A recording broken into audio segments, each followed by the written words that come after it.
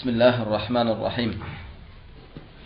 إن الحمد لله نحمده ونستعينه ونستغفره ونعوذ بالله من شرور أنفسنا ومن سيئات أعمالنا. من يهده الله فلا مضل له ومن يضلل فلا هادي له. وأشهد أن لا إله إلا الله وحده لا شريك له وأشهد أن محمدا عبده ورسوله. أما بعد فإن أصدق الحديث كلام الله وخير الهدي هدي محمد صلى الله عليه وسلم وشر الأمور محدثاتها وكل محدثة بدعة وكل بدعة ضلالة وكل ضلالة في النار. إن شاء الله تعالى بقشك درسمل شيخ عبد المنعم أبو بصير الطرطوسي حفظه الله لا إله إلا الله شرط لردين قطاوي إن شاء الله تعالى شونقي درسمل ده شو قطاوي أمروج يعضي ورثا تمام نياس إنسان درسمل بولاي مغي قط أحتمال شان شيء براس بدورا eğlensek, gepleselim, sabretmeli, oturmalı oluyor. Dün nemelatlar allık, yani la ilahe illallah'ın şartlar bu torondan son, şu la ilahe illallah babatında degişli, zeruri kavırlatlarına mübellak geçmeliyip düşanın beşalsanan allık, bunun yedincisini alıyor. Yedincisi neme? Kavır adamlar, şunun mu? Kavır hadislerden näme uğralıp näme diýdiler? İstenlik adam etýän günäsine, hal ýagdaýyna garamazdan şu la ilahe illallah diýdimi, şonu öldürmeklik bolanok diýip düşünýär. Şu 7-de bizim ünsümüz çekçek bolýan we käbir hadislere daýanylyp näme tersirak düşünülen zady näme düzetçek bolýar. Olam ters düşünülen zat näme? Yani Usama ibn Zeyd dip sahabanın bir rivayet eten hadisi var. Soňam El-Miqdad ibn el-Aswad diýen bir sahabanın rivayet eten hadisi var. Yani la ilahe illallah diýen adam öldürilmeýär. Şunuňmy? Hatta uruş meýdanyna, uruş jeňine senin gyljyňy görüp, şonun gorky esasyna la ilahe illallah diýse de goranmaklyk üçin, şonda da sen şonun näme sebäpden la ilahe illallah diýen sözüne garamazdan öldürmek bolanok diýip düşünýärler. Şunuňmy? Yani bir adamma dine söýýär, peýgambere söýýär, tutup öldürjek bolýan la ilahe illallah diýär. Käbir adam ýa-ni Usama bilen Miqdaryň hadisine seredip näme? Ýok şunu öldürmek bolanok diýär. Şunuňmy? Ol ýalňyş düşünje.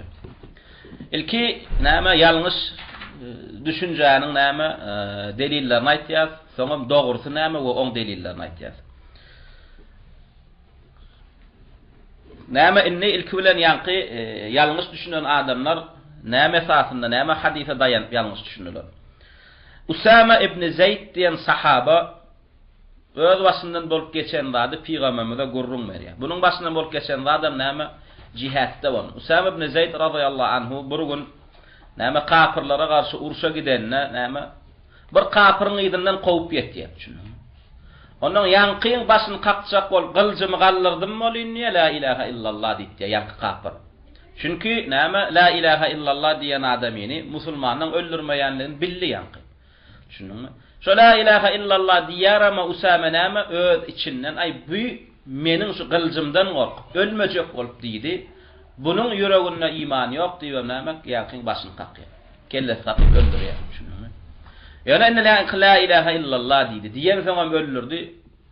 Yani Usama ibn Zeyd radhyallahu anhu yani eden işine bir tüysek näme şübhelenýär. Men eden zadım ýalňyş bolaýmasyn diýip gelip peýgamberime gurrun berýär. Ya Rasulullah diýe geçenki gedekki näme jihada gidemezdi diýe bir kafir elime düşensen gyljymy görenden soň la ilahe illallah diýdi. Menem ananman şu meniň gyljymdan gorkusyna diýen adam diýip öldürdüm. Men eden zadım näme diýenne peýgamberimiz sallallahu aleyhi ve sellem näme diýär buňa? Sen näme onuň ýüregini açyp barlap gördüňmi diýär. Şunuňmy?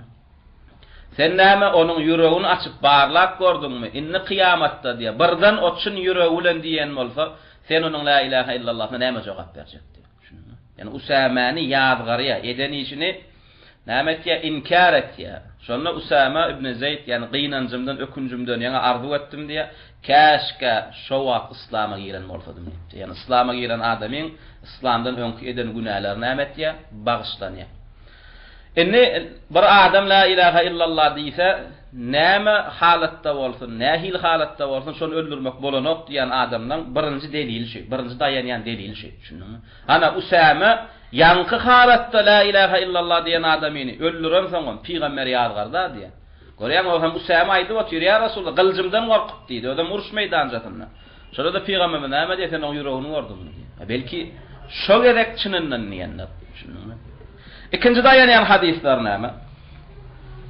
İsteseňiz bu hadis okaýat. Bu hadis näme? Sahih hadis Müslimde gelýär. Kema fi sahih Müslimin an Usama ibn Zayd qala ba'athana Rasulullah sallallahu aleyhi ve sellem fi seriyetin. Yani Usama ibn Zayd näme de Peygamberimiz sallallahu aleyhi ve sellem uğratdy bizi diye bir seriyede, bir näme cemaatda näme uruş etmeklige. Seriye diýilligi, yani Peygamberimiz sallallahu aleyhi ve sellemin hayatyna, dirligine, musulmanlar tarapyndan alyp barılan uruşa näme uruş eden goşuna ikatdi. Ikat näme dakylan. Bir goşuna näme bir eden uruşuna gazwa diýilen, bir eden uruşuna seriye diýilen. Şunuňmy? Gazwa bilen seriýeň ara tapaldy näme? Şo kafirlere garşy edilen uruşda goşunmaşy Peýgamberiň özi bolan bolsa, şo jenge sahabalar bilen bile Peýgamberimiň özi alyp çykan bolsa, şo goşuna näme diýilýär, şo uruşa näme diýilýär?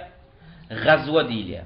Emma özi öýünde galyp, Medinede galyp, bir sahabalar birini goşunmaşy edip, emir edip uğradan bolsa, oňa seriye diýilýär. Şunuňmy?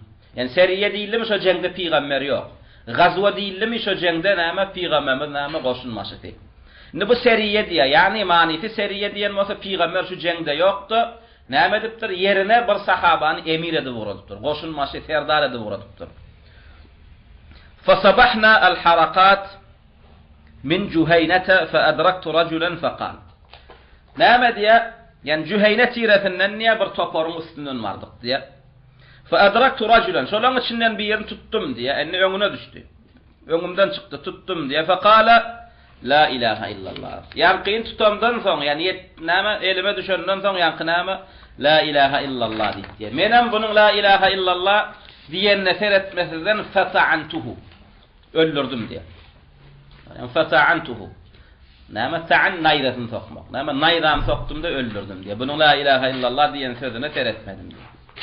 Fa waqa'a fi nefsi zalik. Son öldürümden sonra diye nefsime batmat diye şey eden zalim.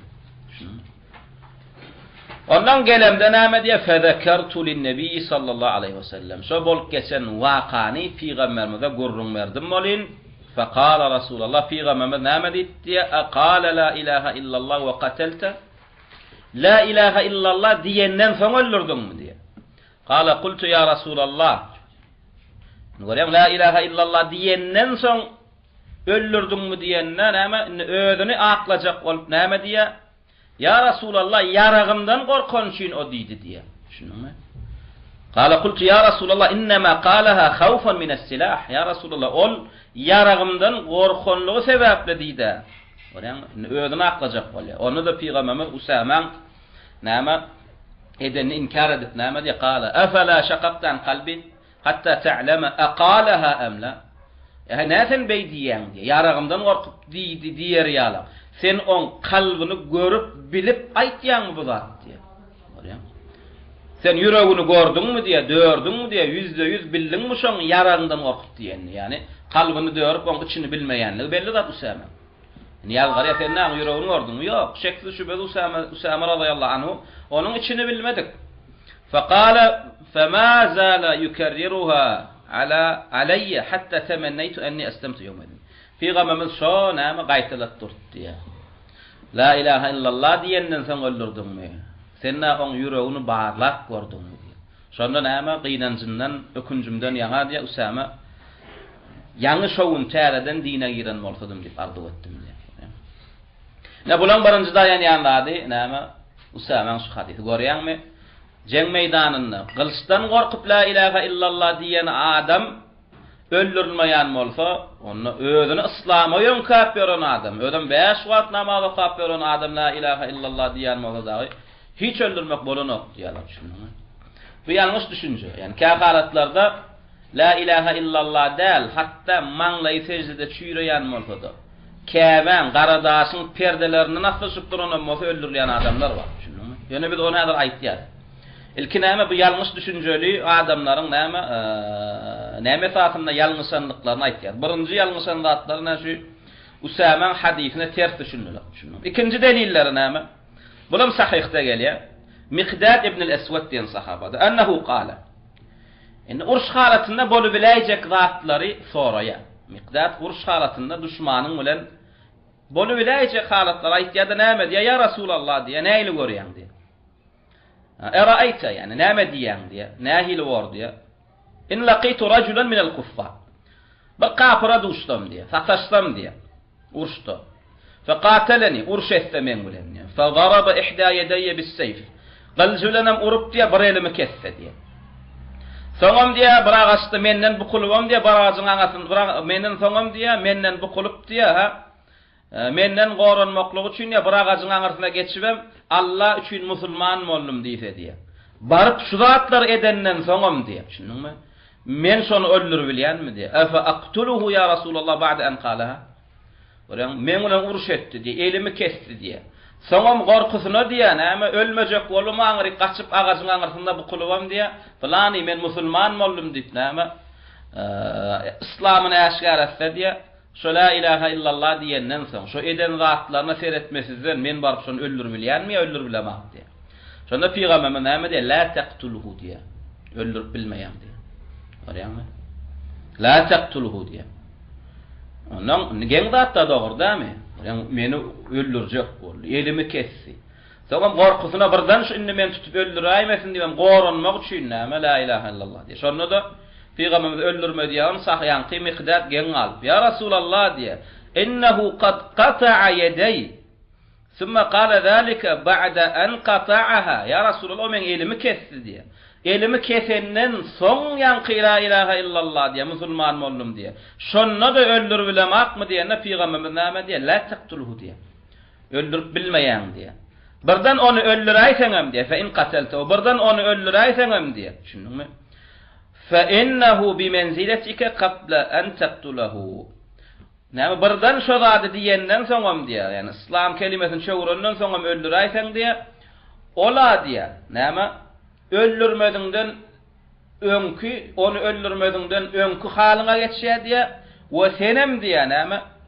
Wa innaka bi manzilatihi qabla an yakuna kalimatuhu allati qala. Wa senem diýär näme? Onuň şu sözi diýmedinden öňkü halyna geçýär diýär. Şunuňmy? Şunuňmy? Andi şundrany? Şonu öldüräýsen? O şu sözi diýenden soň öldürseň diýär. O senin diýär, näme? Şunu öldürmediňden öňkü halyňa geçýär diýär. Sen ýanky öldürmediňden öňkü halyňa geçýär diýär. Senem diýär. Şonu öldüren diýenden soň öldürseň diýär, näme? Şo sözi diýmedinden öňkü halyna düşýär diýär. Ola muslim bolsa kafir bolar. Doğru, muslim bolýar, kafir bolanok. Bu diýdi näme Peygamberimiň? Yani şo sözi diýenden soň öldürseň diýär, sen näme onuň şo sözi diýmedinden öňkü halyna düşýän, senem näme onuň şo sözi diýmedinden öňkü hal ýagdaýynda çalyşýan diýär. Yani sen öňünde bir kafir bar. Doğru dämi? Öňünde kafir senem muslim. Şu musulmanyň jany maly goraglymy goragsyz? Musulmanyň jany maly goragly. Doğru dämi? Kafirin jany maly goraglymy goragsyz? Goragsyz däl. Indi ýanky adam musulman boldy. Doğru dämi? Musulman bolandan soň indi ýanky musulmanyň halyna geçýän, bulam geçenat. Geçýän, buňam jany maly goragly bolýar. Indi men jany maly goralan adamyň ganyna degsem, janyna degsem öldürsem, ýa men qisas edilmeli bolar, men öldürmeli bolar. Ýa menem näme janym malym, ýanky kafirin näme jany malynyň goralmaýyşy alyp, menem halym şoňa düşýär. Ýa men öldürmeli adamy öldürdüm. Şoň üçin sen bir musulman öldürseň sen öldürilýän. Sen öldürmeli adamy öldürdüm. Emma öldürmediňden öň seni hiç kim öldürmany hakly, sen muslim. Şunuňmy? Fa qawluhu Yani bu yankı Türkmen şaydanımız da aşağı kadar Arapça aysagım ama düşünmeyin. Yani bir kafiri Müslüman bolandan soň öldürsen hal ýagdaýy ütgeýär. Kafir İslam'a girmedinden öň jany maly goragullak. Bir Müslüman onu öldürse günahkarçylyk gazanana. Edil şoň alak näme Müslüman adamyny öldürmek bolanok jany maly goragullak. Şunuňmy? Şoň sen näme bir kafir İslam'a girenden soň öldürsen şunuňmy eýýän. Sen gany goralan adamyny öldüreniň sebäpli eýýän sen ganyň goragsyz bolýar. Sen özüň öldürülýän diýip düşündiňmi? Ya Müslüman öldürse näme etmeli? Öldürülmeli, kısas. Düşündiňmi? Şoňa kısas diýiler. Inni fa in qila inni yanqina ama bir adam la ilaha illallah diýenden soň la ilaha illallah diýenden soň yani bir adam la ilaha illallah diýdimi şol adamynyň küfrüni, günahyny, hal ýagdaýyna seretmesinden şo la ilaha illallah diýen adamynyň näme hemme halla gany jany goragullydy bir adamlar şonu öldürmek bolanok diýdiler deliller hem ýanky näme Usama hadisinin miqdadın hadisi. Nüştayda näme käbir şübheler bar. Birinji şübhe Peygamberimiz näme diýdi? La ilaha illallah diýenden soň öldürsen, ola sen halyňa düşýär, o sözü diýmedinden öň we senem oň halyna düşýän, o sözü näme diýmedinden öň. Käbir näme öte geçen tekfir, hawarij näme düşünjesinden täsirlenen adamlar näme diýär? Müslümany öldüren Müslüman näme diýär? Kafir diýerler. Yani Müslümany öldüren adamynyň özüm kafir bolýar diýerler. Bir Müslüman näme Müslümany öldürse dinden çykýar, kafir bolýar diýerler. Deliller näme şu hadis? Näme bu ýalňyş düşünje? Ya Rasulullah bu taýda sen onuň halyna düşýän diýdi, yani kafir bolýan diýdi de. Şunuňmy? Kafirin yani İslam'a girmedinden öň maly gany gorulmadyk ýagdaýda bolşaryk senem bir Müslüman öldürsem janyň malyň gorulmadyk näme? Gorulmayan ýagdaýa düşýär. Şunun gorulmayan haly düşýär. Şoň üçin bir Müslüman öldürse İslamda şonuň näme üç hökmü bar. Ya öldürilýän hostarlar bagyşlamasa. Şunuňmy? Hostarlar näme öldürmän ýöne näme hunny töledin diýse näme 100 diýe bermeli bolýar. Ya da bagyşlanýsa bagyşlap bilýär. Yani şo hala diýdigi, ol kafir bolýan diýdigide. Ine ýene bir ustayda näme şübhe bar. Olam Peygamberimiz näme üçin Usamany öldürmedi dänim miqdadi la ilaha illallah diýenden soň öldürsen sen öldürilirsin diýdi. Usamany öldürmedi. Peygamber miqdadi diýip otyra, şo sözü diýenden soň öldürsen sen özüň öldürilýän diýdi. Usama da şo sözü diýen adamyny öldürdi, Usamany öldürmedi. Näme? Bu tüsek bir hadise garşy gidip otyr. Dogry mı seredäými? Bize de kaide näme diýär? Asıl kaide näme? Rasulullah'ın sözü näme bir-birine gatma garşy bolmalylar. Allah Taala'nın Kur'anynyň näme içindäki ayetler bir-birine gatma garşy bolmaýşalar. Rasulullah'ın agzyndan çykan sözler näme hiç kaçan bir-birine gatma garşy bolmaýar. Serfine bu hadisler, bu ayetler bir-birini gollamaly we bir-birini açıklamaly. Emma bärde Usama hadisinin miqdary, Usama diýilen zat bilen miqdary diýilen zat feretsek, Rasulullah'ı öldürmeliler Usamany la ilaha illallah diýen adamyny öldürdi. Ama onu öldürmedi, miqdary da öldür. Sen ölmeli bolýan diýär. Usama öldürdü onu. Beýle kim adam duşayta öldürürni sorady. Yani yakınladın da yine doğal cevabını aytmadım. Yani Usama öldüren halinde bilen aktı hükmünü. Düşündün mü? Yordu öd yanından, düşündün mü? Yani sonuç bir adam näme öd yanından näme käbir zada dayanıp, yani käbir ayete ya käbir hadise ýalňyşlyk hareket etse näme? Yani onun ya bagyşlan ya, şunun käbir ýalňyşlyklary bagyşlan ya. Usama ýanqyn näme öldürenni öd yanına näme diýdi? Bu kılıçdan gorkusyna diýdi. Düşündün mü? Ve iman edip diýmedi, ölmejek bolup, Müslümandan öldürmeýänni bildi. Diňe kılıçdan gorkup diýdi. Sebäp diýsem, Usama bunuň näme? Bu la ilaha illallah diýmedinden öň Usama bu 100% küfrüni görüp otyrdy, düşündiňmi? Ýanky adam kafir, ýanky Usamany öldüren adam %100 kafirdi. We Usama da iki gözü bilen gördü şuň kafirdigini. Niýe gördü? Sen ol Müslümanlar bilen uruş edip oturan kafirdi, düşündiňmi? Soň inni %100 öljegini bilen soň Usamany gylçyny orandan soň näme? Goranmak üçin la ilaha illallah diýdi. Usama da näme? Ýok, sen meni allajak bolýan diýip öldürdiler. Yani Usama bir azda kände näme? Bagyşlarlyk ýagdaýy bar Usama. Ve soňam Usama ýankyýalyk ýerde de näme öldürmeli dälligini bilen atdy. Bilen bolsa hey sahaba Rasulullah'ın garşyna çykardymy? Çykmaýady. Yani Usama şoň hökmüni bilen atdy. Bilen bolsa gel peýgamberden sorardymy? Ya Rasulullah, şuňalyk wagt boldy. Şunuňmy? Menem eden zadım dogrumy kaýdyp etdim onu, onda da yüreğime batanak la ilahe illallah diýen adam meni öldürdüm. Nähilek diýen. Rasulullah näme Usamany öldürenok da öne eden zadyny ýadgar. We öwretýär, bolanok diýär. Emma indi miqdad entek adam öldürmedi ol. Şunuňmy? Öldürenok birden öldürsem diýär. Şunuňmy? Birden bir şeyse hökmü näme? Bu hökmüni sorap atýar. Şunuňmy? Ya Rasulullah birden urşda öňümden bir yer çykdy diye elimi kesdi, urş etdi. Sagam goranmak üçin la ilahe illallah dedi. Öldürüp bilýän öldürüp bilemek. Inni gidip näme miqdat öldürse, ilm esasyny öldürýärmi ýalymsızlyk esasyny? Ilm esasyny. Şoň üçin miqdada seni öldürürsin diye. Dedim miqdad ýan bilip otýar. Miqdad ýan bilip otýar. Edil şoňalyk beýleki sahabalar Ebi Waqid el-Laysin hadisi var, Ebi Waqid el-Laysin hadisi. Ya Rasulullah bize de müşrikler näme tewerriklenýän agajalyk, bize de tewerriklenerlik bir agaj edip beräýsen diye. Bular şirk etmediler de soradylar. Rasulullah da etýän zadyny diýmiş, talap etýän zadyny diýmiş. Sizin şu talap etýän zadyny da İslamda ursat berilenak dedi. Şu ursat berilenak diýilenden soňam bir agajy tutup, ýa-ni Ebi Waqid el-Laysi dagy tewerriklendilermi ýa-da gaýtdylar Rasulullah'ın sözüne eşitenden soň. Gaýtdylar, bu adamlar hem şirk etmediler. Hakkı bildiler, gaýtdylar. Şunu şu adam bolmaýan onu bilir, gaýtdylar. Indi miqdadam hakkı bildimi bilmedi. Urş meýdanjasynda bir adam la ilahe illallah diýse öldürüp bolýar, öldürüp bolanok. Şu meselesini bildim bilmedi. Bilenden soňra la ilahe illallah diýen adamyny öldürse, kim öldürdi bu bolýar? İslam'a giren adamyny öldürdi bu bolýar. Bir musulmany öldürse, İslamda şoň hökmüne öldürmeli. Emma Usama bilen atdy. Eden zadyny bilmän etdi. Şunuňmy? Eden zadyny bilmän etdi.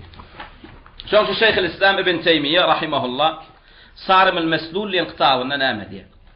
Ve la khilafa beynel muslimina ennel harbi إذا أسلم عند رؤية السيف وهو مطلق أو مقيد يصح إسلامه وتقبل توبته من الكفر وإن كانت دلالة الحال تقتضي أن باطنه خلاف ظاهره.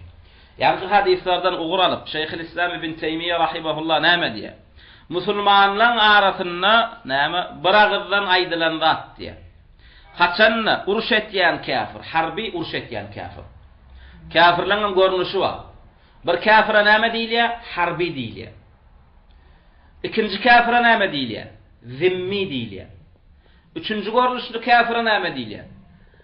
Muahad diýilýär. Şunuňmy? O her kafirin hem öz näme gatnaşylmaly ýagdaýy bar. Şunuňmy? Bir kafira näme diýilýär? Harbi diýilýär. İkinji kafira näme diýilýär? Zimmi diýilýär.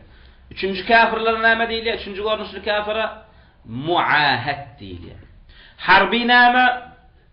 Musulmanlar bilen uruş etýän kafir. Şunuňmy? Gördük baktık bir kafir näme musulmanlara garşy uruş edip ber. Şuňa harbi diýilýär. Bu tutulan ýerini öldürilýär. Şunuňmy? Bu hökmü şeýle. Harbi diýilen kafir nirde tutduňmy gönüllürýär. Jusunna boynunna bolan maly mülküm gönü sen eline geçer. Selep diýilýär şoňa. Sana geçýär. Mysal üçin näme? Çeçenistana jihad edip ber. Jihad edip ber ors bilen dogry dämi? Çeçenistanyň çäginde nirde bir ors gördük gönüllürýär. Şunuňmy? Ya Awganistanda näme Amerikanlaryň uruş gidip otýar. Nirde bir Amerikan duşdymy gönüllürýär. Bular harbi. Şunuňmy? Bular harbi. Nirde bir näme ors tapdyňmy gönüllürýär. Nirde ýewrey tutdyňmy gönüllürýär. Fransa Maliýadaky musulmanlaryň garşyna uruş edip başlady. Nirde tutýan öldürýär. Hatta şu taýdydy. Bir ors çykdymy öňümizden, Amerikan çykdymy, ýewrey çykdymy näme? Saňa şeriat taýdan dol öldürmeni hakyň var. Şunuňmy? Ýöne bir näme şunu öldüremizok? Sebäpden näme biziň bu ýagdaýymy dep öldürmeli. Şunuňmy? Peýda diýilen zat bar. Şunuňmy? Peýda diýen ölçerli. Şoň üçin biz näme öldürip bilemedik. Emma öldüren adam günahkarçylyga düşýär. Şunuňmy? Bolýar şonu öldürýän, öldüremden soň tutulaýyn, baslaýyn, näme bolsa şo bolsun diýsem, Sen öldürsen sen Allah we Rasulunun ýanyna näme Allah Rasulunun diýer. Allah'ın ýanyna sen günahkar saýlaňak. Bular harbi irdenin akşamaçyny näme musulmanlar öldürýärler. Musulman gyýyzlaryny zorlaýarlar, çağalaryny öldürýärler, mesçitler bombalýarlar. Kur'anyň üstüne meýdan edip musulmanlaryň näme ölüleriniň üstüne siýýärler. Şu zatlar edip näme telewizora çykarýarlar, kino çykarýarlar. Bular harbi, düşündiňmi? Şoňa Allah taala näme diýär? Faqtuluhum haythu wajadtumuhum diýär. Tuton ýeriňizde öldüriň diýär. Düşündiňmi? Faqtuluhum diýär. Haythu wajadtumuhum. Tuton ýeriňizde öldüriň diýär. Emma ikinji görnüşli, üçünji görnüşli kafiri öldürmene hakyň ýok. Öldüräýseňem, kafirda bolsa Allah'ın ýanynda sen günahkar bolýan. Düşündiňmi? Zimmi kafir bilen muahad kafir. Zimmi kafir kim? Musulmanlaryň gol astyna musulmanlaryň qada kanunyna görä har delil bolup musulman hökümetlerini pas töläp ýaşaýan kafir. Düşündiňmi? Şoňa zimmi diýilýär. Ana şo biziň boýnumuzda. Yani biz şonu goramaly. Biz şoň malyna, janyna, namusyna dek bilmeýäs we daşary ýurtdan biri gelip şo bize pas bolup, näme? Bize pas töläp ýaşap ýören kafira degse, şo kafiram bolsa, şunun bize pas töleýänligi üçin, şo pas esasında biz seni gorajak diýen sözümüz üçin şo kafiri hatta musulmanyny goraýar. Hatta musulmany da degdiremler şo kafir. Degsen bu kafir gelenne näme boyna geldi. Men dol siziň diniňe de wara ýaşajak. Kur'an hadisine wara ýaşajak. We size pas tölejek dik geldi.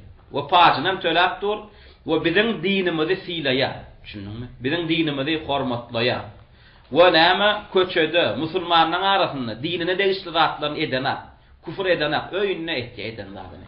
Ana şoňa zimmi diýilýär. Şunu öldürmek bolanak, düşündiňmi? Ve kaide alın şu adam zimmi yok. Şunun şu wagtky halymyzda zimmi yok. Şunun sebäp diýsem. Şu wagtky halymyzda tersine musulmanlar kafira zimmi bolup ýaşapýarlar. Şo musulman hökümetler, prezidentlarynyň barysy iskulçiýanysyz, barysy näme öz kursularyna galmaklyk üçin kafira pas töleýärler. Nebit berýärler, gaz berýärler. Şununmy? Olara yurtlaryny fasostwa açdyp şpionçylyk etdirýärler. Haýsy bolsa da bir prezident näme şuňalyk paşlary Amerika ýa Ýewropa ýa orta tölejek gelýse, şo prezidentni gün tahtyndan arşyndan aýyrýarlar. Gün aýyrýarlar ýerine şo kafira paş tölejek, nalog tölejek prezident ýetirip goýýarlar. Şunuňmy? Tersine, şoňşyp näme kafir murji'eler, şunýarmy? Musulmanyň dinine hyýanet etýän kafir näme? Ilim ehline, ilimlara ödün yönkap kavr gurlayan ilimli sumaklar näme? Şu wagtky musulman ýurtlaryna ýaşap ýören kafirlere degmek bolan olar zimmi diýerler. Şunuňmy? Musulman hristiýanlar zimmimiş. Türkmenistanda ýaşap ýören orslar näme zimmimiş. Şunuňmy? Zimmi däl olar. Türkmenistan, Özbek, Kazak, Kırgız, Täjik ýa Kavkaz musulmanlaryň arasynda ýaşap ýören orslar, hristiýanlar sen Kur'an hadisinin hükmüne göre yaşamanı, har delil bolup şo ýurdun näme musulman hanlaryna beglerine paş töläp yaşamanı gelmediler, sen dinini depelemene geldiler. Düşündiňmi? Sen ata-babaňy öldürüp sen ýurduňy bar bolan hayratlaryny näme golasyna almaklyga geldiler. We etdiler hem we edibemýärler. Onam hemme näme gözi ýerine, akly kellesinde bolan adam. Düşündiňmi? Gulaw ker açmadyk bolsa, görüp, eşitip näme bilinip durlanlar. Şoňşyp şu wagt musulman ýurtlaryň içinde zimmi ýok. Wagtlyk musulman ýurdunda ýaşap ýören kafirler näme? Köpüsi harbi, düşündiňmi? Ýani biz näme ejid bolandygymy sebäpli olardan paz alyp bilemir. Düşündiňmi? Biz dinimizden daş bolandygymy sebäpli Allahdan gorkman olardan köpürak gorkar. Üçünji görnüşli kafir kim? Muahad. Düşündiňmi? Musulmanlardan näme? Ahd aman alyp musulmanlaryň ýurduna girýär. Mysal üçin näme? Ýa-ni bizden urş edip ýören kafir bir ılalaşyk geçirmeklik üçin näme bir de ilçi uratýar. Düşündiňmi? We diýär, mysal üçin näme bir 1 ay, 2 ay möhlet berin. Siziň ýurduňyza girip sizden käbirdatlar öwrenjek. Sizden käbirdatlar sorajak. Sizden käbir ılalaşyklar geçirjek diýär. Onuň musulman paçada näme? Şu kafirler tarapyndan ugradylan topara näme diýär? 1 aylyk aman berýär. Ýani 1 aylyk aman berýär diýdigi, 1 aýyň içinde şolara degmekligiň hiç musulman degmeli däl. Hakyka. Düşündüňmi? Unda şoňa muahat diýilýär. Düşündüňmi? Mysal üçin näme? Allah we Rasulüniň isleýişi ýalyk, näme? Ýaşaýan, Qur'an hadis bilen ýaşaýan hakyky bir musulman prezidenti bar bolsa, düşündüňmi? Ve şu musulman prezidenti tarapyndan kafir ýurtlaryň birinde näme? İlçihana açylan bolsa, düşündüňmi? Ve bir kafiram şu biziň ilçihanamyzyň üstünden näme viza alyp biziň ýurdumyza girse, şu vizada gorkodylan müddetine çenni näme şu muahat bolýar. Düşündüňmi? Bunu 1 aýlyk vizaly, 2 aýlyk vizaly, 3 aýlyk vizaly geldi. Şu müddetin vizada gorkodylan wagtyň içinde şonuň maly gany gorul demek bolanok. Düşündüňmi? Şu müddeti gutarandan soň bir adam, bir musulman şonu öldürdümi, bolu itatan ýalak, on ganyny soraýanýar. Düşündüňmi? 3 aydan soň gally. Vizasyny gordyk 3 ay kun bolupdy. Viza 3 ay berilen näme ýa-mu? Bir gelimem silkip goýberdi bir musulman. Itatan ýala ganyny soranýar. Akdip nejasat gömmeneli gömäýmeli. Şunmy? Ýöne beýdilsen, şu wagtky musulman ýurtlaryň pasost bolarnyň vizalyk girýänler olar muahatda. Sebäp diýsem, bu wagtky musulman padşalarynyň özüni itatan ýala gatmaly. Bular musulman padşalar da bular kafirler. Şunmy? Bu wagtky musulman ýurtlaryny padşa bolup görenler kafir olar, musulmanlar. Yevreyden Hristiýanyň birinji öldürilmeli şolar. Bu da çokunýan, o da çokunýanlardan hem bulan küfür agyr. Şoň üçin bulan kafira berýän ahd amany näme ygtybara alnana. Şunmy? Bular tarapyndan berilen viza goýa berilmedi. Sebäp bular vizany kafira näme musulman filatmaklyk üçin beren akda gelip musulmanlaryň içinde küfür yaratmaklyk üçin, musulmanlaryň aryna namysyna degdirmeklik üçin, musulmanlaryň içine içalçylyk etmeklik üçin näme viza berip ýurtlaryna salýarlar. Bolan vizasy viza däl. Şunmy? Şoň üçin Şeyhül İslam ibn Teymiyye şaýda näme diýär? Haçanda bir harbi kafir, yani musulmanlara uruş edip beren kafir. İslam kabul etse diye, gılcı görünne diye. Musulmanların gılcını gör. Näme? İslam kabul etse, gorkusuna kabul etsin. Ya da anim plenlikdeka, men musulman boldum, İslam'a girdim diye kelimesini çevirsin. Ve huve mutlik, yani azatlıktaka. Yani näme musulmanın gılcını gör.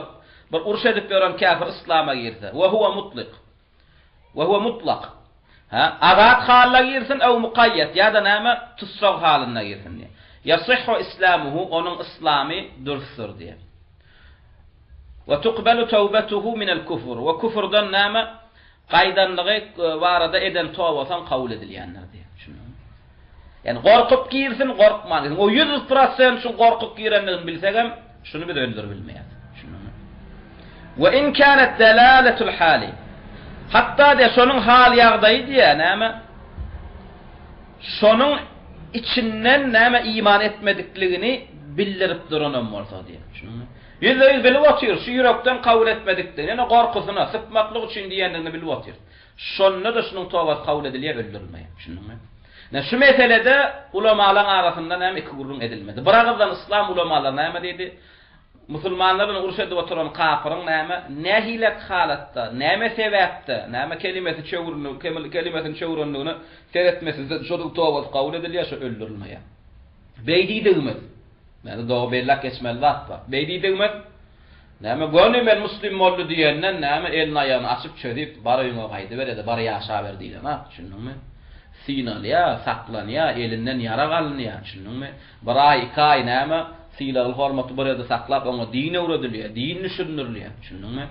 Kafir ýurduna goýup berilmeýär. Näýle sen musulman bolamasan kafir ýurduna gitjek, düşündiňmi? Ya eline yara berip bolundy, goşulda uruşýar, oňa alaqat edilmeýär, musulmanlar oňa alaq näme? Ol akylsyz adamlar da beýdilik, yani öldürilmeýär, düşündiňmi? Öldürilmeýär. Öldürilmeýär diýildi. Näme eline gylşyp musulmandan goşuna salynýar. Öýlenjek ise gyr, ha? Ajyk me çörek, pul, me öy, mal, mülk oňa alaqat edilen ha. Yani muslim faile, yani bizim ýanymyzda. Beýlidi men Allah'ın ýanynda muslim şu cenneti on diýemdir. Yani muslim öldürülmeýär. Muslim öldürilenokdan bulan öldürilenok. Yani öwretýär, düşündirýär, düşündiňmi? Göz astyna saklaýar, synlaýar, täşoň näme? Çyndan İslam'a girenligini näme göz ýetirýär. Şöyle şu dille diýdi däme, kelimesini çöwürdi İslam'a girenligiň äşgar etdi däme. Şu planly halda, tutsaq halat diýsin, ýefirlik halda diýsin, şunun ýa-da azat halda gyljymy görüp gorkusyna diýsin, şol adam öldürülen saklanýar. Şununmy? Ýene bärden açyklamaly adamyz näme? ulamalar şulay diýen gurrunlaryndan, yani Şeyhülislam ibn Teymiyye rahimahullah şulaydan gurrunlaryndan. Ve yani Usama hadisinde gelen zada feredip ve Miqdad'ın Peygamberden eden soraw jogabına feredip käbir adamlar näme diýdiler? İslenlik kafir la ilahe illallah diýdimi? İslenlik bir kes la ilahe illallah diýdimi? Şo öldürülüp bolmaýa diýdiler. Şunuňmy? Bu ýalňyş düşünje. Şunuňmy? Onda bu ýalňyş düşünje bolsa, dogrusy näme? Yani kä halatda la ilahe illallah diýip islama giren kafirin islam kabul edilýär, tawbat kabul edilýär, öldürülmeýär. Kä halatda bolsa la ilahe illallah diýenem bolsa, hatta käwän perdelerinden aslaşyp duranam bolsa, onun la ilahe illallah kabul edilmeýär, tawbat kabul edilmeýär, öldürülýär. Şunuňmy? Ne hak gorrun şey. Onda bize bir diýmekli ahmal. Yani halına garamazdan, kafirliğine garamazdan la ilahe illallah diyen adam öldürülmeye diyenine delili şu. Emma sen şu deliller var bolup durhada. Näme la ilahe illallah dese de kafir adamlar öldürülýär diyen. Sen hem delilin aýdaýsaň diýmekli ahmal doğrudan beri. Şoň üçin näme bilen delilini aýtýar. Mene delil aýtmadymyzdan öň ilki la ilahe illallah diýenem bolsa öldürülýän adamdan kimdigini aýtýar. Şunu. Birinci öldürülen kim? El-murtet riddeten mugallaza. Şununmu? Murtet riddeten mugallaza diýdigi küfrün üstüne küfür etýän murtet. Bu näme diýse diýbersin, öldürülen. Gönü, muň tawbat kabul edilen ak. Yani bizim ýanymyzda. Emma Allah etýämeden ak oňdan işimiz ýok bizim. Şununmu? O Allah tagalan ilminde. Emma bizim ýanymyzda tawbat etdiğimizde tawbat kabul edilen ak. Kimin birinci halaty näme? Riddetul mugallaza diýdigi küfrün üstüne küfür eden musulman. Yani murtet kim? İslama girip soň çykan adam. Şunuňmy? Bu kafir bolmakly bilen şäklenmedi de küfrün üstüne de küfür edip başlady. Yani bir musulman näme etdi? Hristiýançylyga geçdi. Abirem Hristiýançylyga geçenden soň dine söwüp başlady. O bu din gowy din näleken? Diza Allah'tırlar. Şunuňmy? Allah söwüp başlady. Musulman gyýlaryny zorlap başlady. Musulmanlar öldürüp başlady. Görýärmi? Küfrün üstüne küfür etdi. Indi şu adam ele düşýär. Şunuňmy? Ele düşden moli näme diýdi? Yani Şeyhülislam'ın sözüne dayanny. Usama hadisini aýdyp başlady bize. Şunuňmy? Siz öldürjek bolmaňmy? Usama hadisini bilen gaq. Murtet bize dine öğretip başlaýar. Şunuňmy? O siz tawba edin, Miqdad'ın hadisini okumadyňyzmy? Görýärmi? Men murtet ne bize dine öğretjek bolýar. Siziň men öldürmen hakyňyz ýok diýär. Biz näme diýär? Öldürýär ýankyny. Şunuňmy? Usama hadisini biz ondan gowulýar. Miqdad'ın hadisini biz ondan gowulýar. Şunuňmy? Sen kafir bize dine öğretme diýär. Sen din bilen de murtet boljakmy sen? Usama hadisini bilen de sen dinden çykjakmy sen? Şunuňmy? Eýer sen murtet bolmaklygyň manysy bize näme anlatýar? Sen Usama hadisine iman etmeýänligiň. Şunuňmy? Sen Miqdad'ın hadisine iman etmeýändiň. Şeyhülislam ibn Teymiyye rahimahullah sözüne qıtany donanmaýanlygyň. Biz kafirden murtetden dine öğrenmeýär. Şunuňmy? Şunu öldürmeli bolýar. Şunun hükmani suratda ýanqyalap küfrün üstüne küfür etýänler öldürilýär. Şunuňmy? Ne birlikde küfrün üstüne küfür etýän murtedin suraty. Wa huwa allazi yatba'u riddetehu harban lillahi we li rasulihi we lil mu'minin. Görýärmi? Dinden çykandan soň Allah we Rasul Allah'ın garşysynda we peýgamberiniň garşysynda we mu'min musulmanlaryň garşysynda uruş etýän kafir. فيزداد بذلك كفرا على كفر يعني كفر وسنة كفرات يعني فمثل هذا بنالك مرتد كافر لرديا لا تقبل توبته بعد القدرة عليه görýän ele düşenden soň bunyň tawbat kabul edilmeýär. Görýärmi? Şuňa şansy ele düşenden soň. Emma ele düşmedinden öň öňe boynun sallak geldi tawba edip. Şunuňmy? Bun bağışlanýan halaty we bağışlanmaýan halaty bar. Bun eden günähine teredilýär. Şunuňmy? Yani bir kafir dinden çykdy, murtet boldy, dogrydymy? Murtet bolandan soň näme mescid ýykyp Qur'an otlap musulman öldürüp başlady. Soňra birden Allah ýene kalbyna tawba gidi. Boynuny sallap ağlap geldi, men tawba etdim. Näme etýär şunu? Bağışlaýar. Şunuňmy? Ele düşmedinden öň tawba etdi. Meka halatda näme? Ele düşmedinden öň öňe tawba edip geldi öldürülen. Olan bir adam dinden çykdy, murtet boldy, soň peýgambere söwüp başlady. Şunuňmy? Soňam tawba etdim diýip geldi. Şunuňmy? Bu tawbasyny kabul etýär, ýöne öldürýär. Dedim peygambere söyledi. Peygambere söyleyen adam tawbat kabul edilsin edilmesin. Yaşamana hakkı yok. Onu kaide koyun. Şunu. Peygambere söyleyen adamın Allah söyleyen adamın yerin yüzünde yaşamana hakkı yok. Tawba etsin etmesin.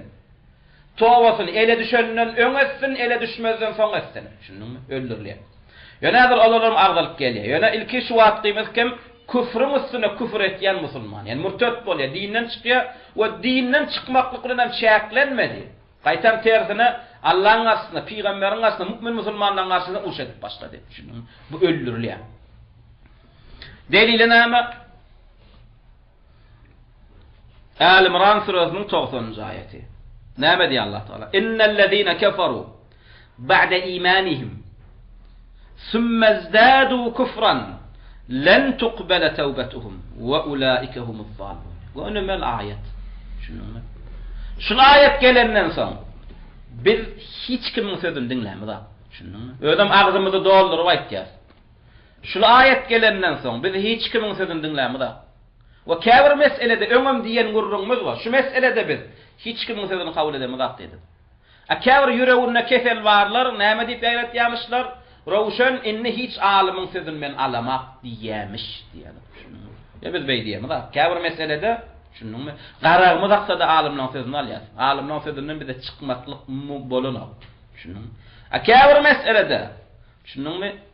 Alimler däl bütün dünýä garşy çyksa da biz şu bütün dünýäň garşysyna çykýar. Ýöne Allah'ın garşysyna çykmaýar. Şunuňmy? Ola mena şu mesele. Allah Teala'nın özü açaçan aýdyp otyr. Şular ýaly iman edenlerinden soň kafir bolup yine küfürlörüň üstüne küfür artdyrandan diýär. Len tuqbala tawbatuhum hiç haçan olaryň tawbalar kabul edilmez diýär.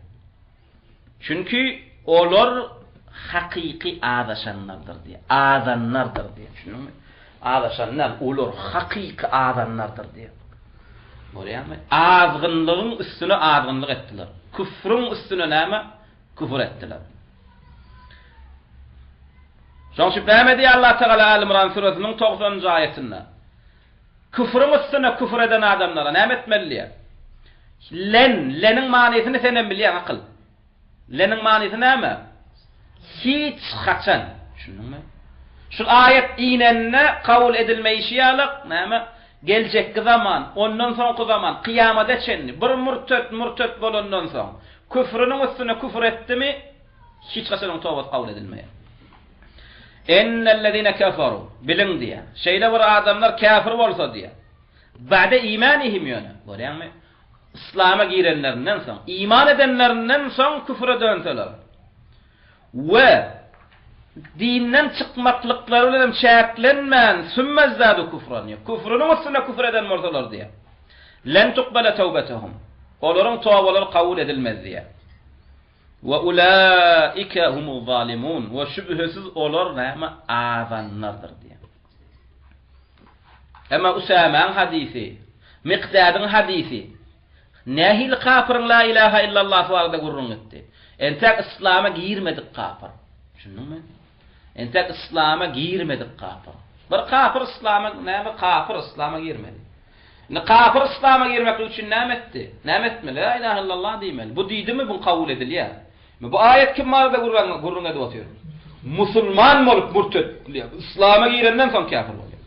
Enne bu ayet esasında Şeyhülislam ibn Teymiyye rahimehullah näme diýär? As-Sarim diýen kitabynda. Yani As-Sarim diýip gysgalyp da dolu kitabyň ady As-Sarimul Meslul ala Şatimir Rasul diýär. Peygambere söwgeniň hakynda diýär, näme gerilen gylyş diýär kitabyň ady. As-Sarim kesir gylyş, Meslul sirlan. Kim üçin? Ala Şatimir Rasul. Yani kitabyň adından belli Şeyhülislam'ın ýanynda Peygambere söwgeniň hökmü näme? Gylyş. Tawba etsin etmesin. Ele düşmedinden öň etsin, düşenden soň etsin. Peygambere söwgeniň hökmü kim? Sarimul Meslul. Şunuňmy? Ýöne gylzamda kesir gylyş. Eglenmän näme boynuny çykan ýerinden goparar ýaly. Peygambere söwgen adamyň, Allah söwgen adamyň ýeriň ýüzünde haqqy ýok ýöremene. Şol adam ýokman öldürilmeli.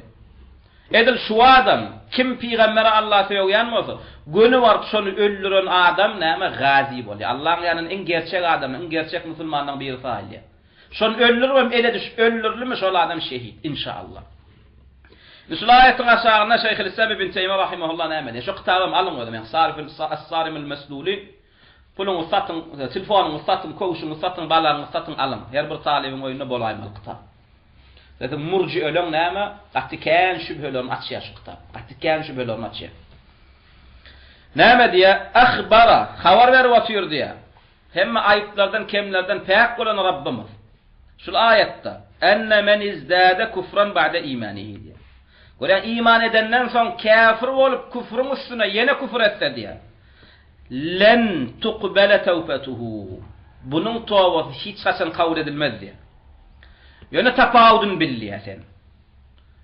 Müslüman mol kafir olanın tafavudu var. Son tafavuduna uğratacak böyle. Ve farkun beynel küfril mezidi kufran vel küfrül mucarrad diye fi kabul et-tevbeti minel-thani dunel-evvel.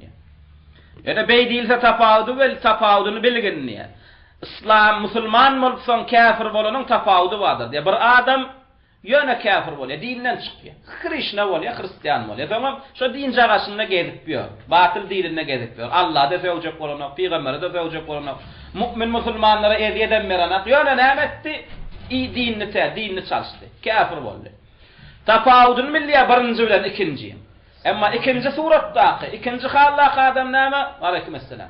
Dine dinden çıkmaklık bilen şeklenmedi diye. Dinden çıkandan sonra küfrünün üstüne küfür edip başladı. İkisinin tafavudu var diye. Düşündün mü?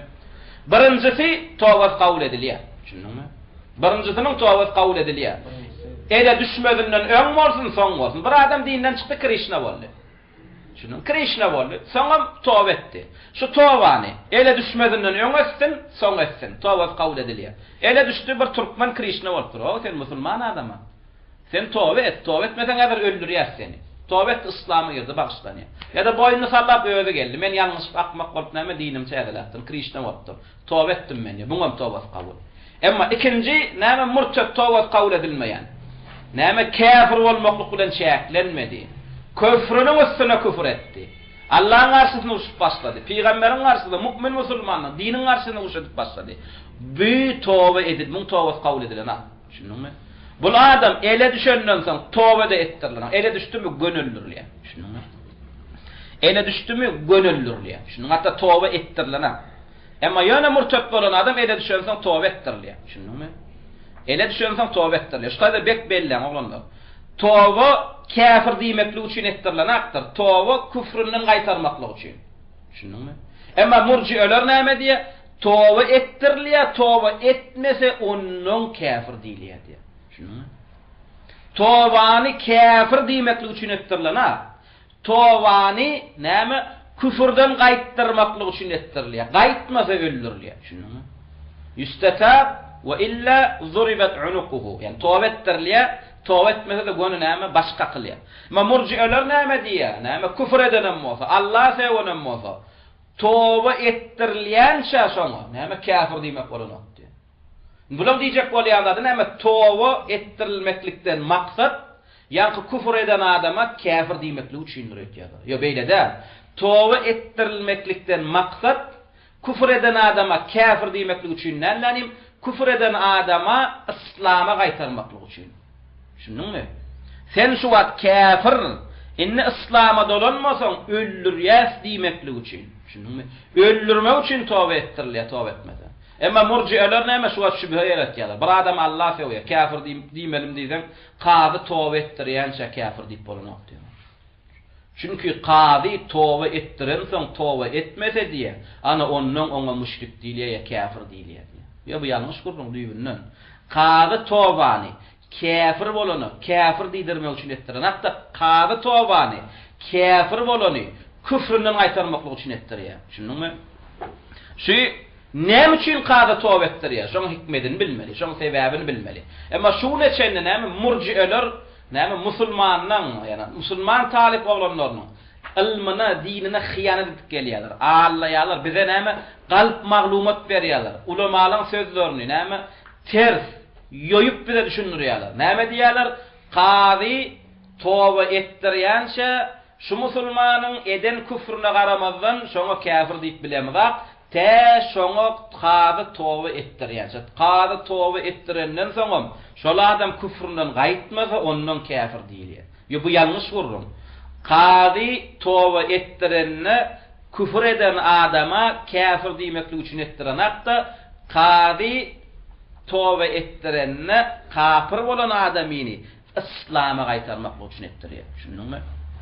Emma küfür eden adama hemme kişi kafir diýilýär. Düşündiňmi? Sen %100 näme? Aragyň haramdygyny bildin. Öňüňde de bir adam araga halallydymy? Sana wajip bolýar şonu kafir saýmaklygy. Düşündiňmi?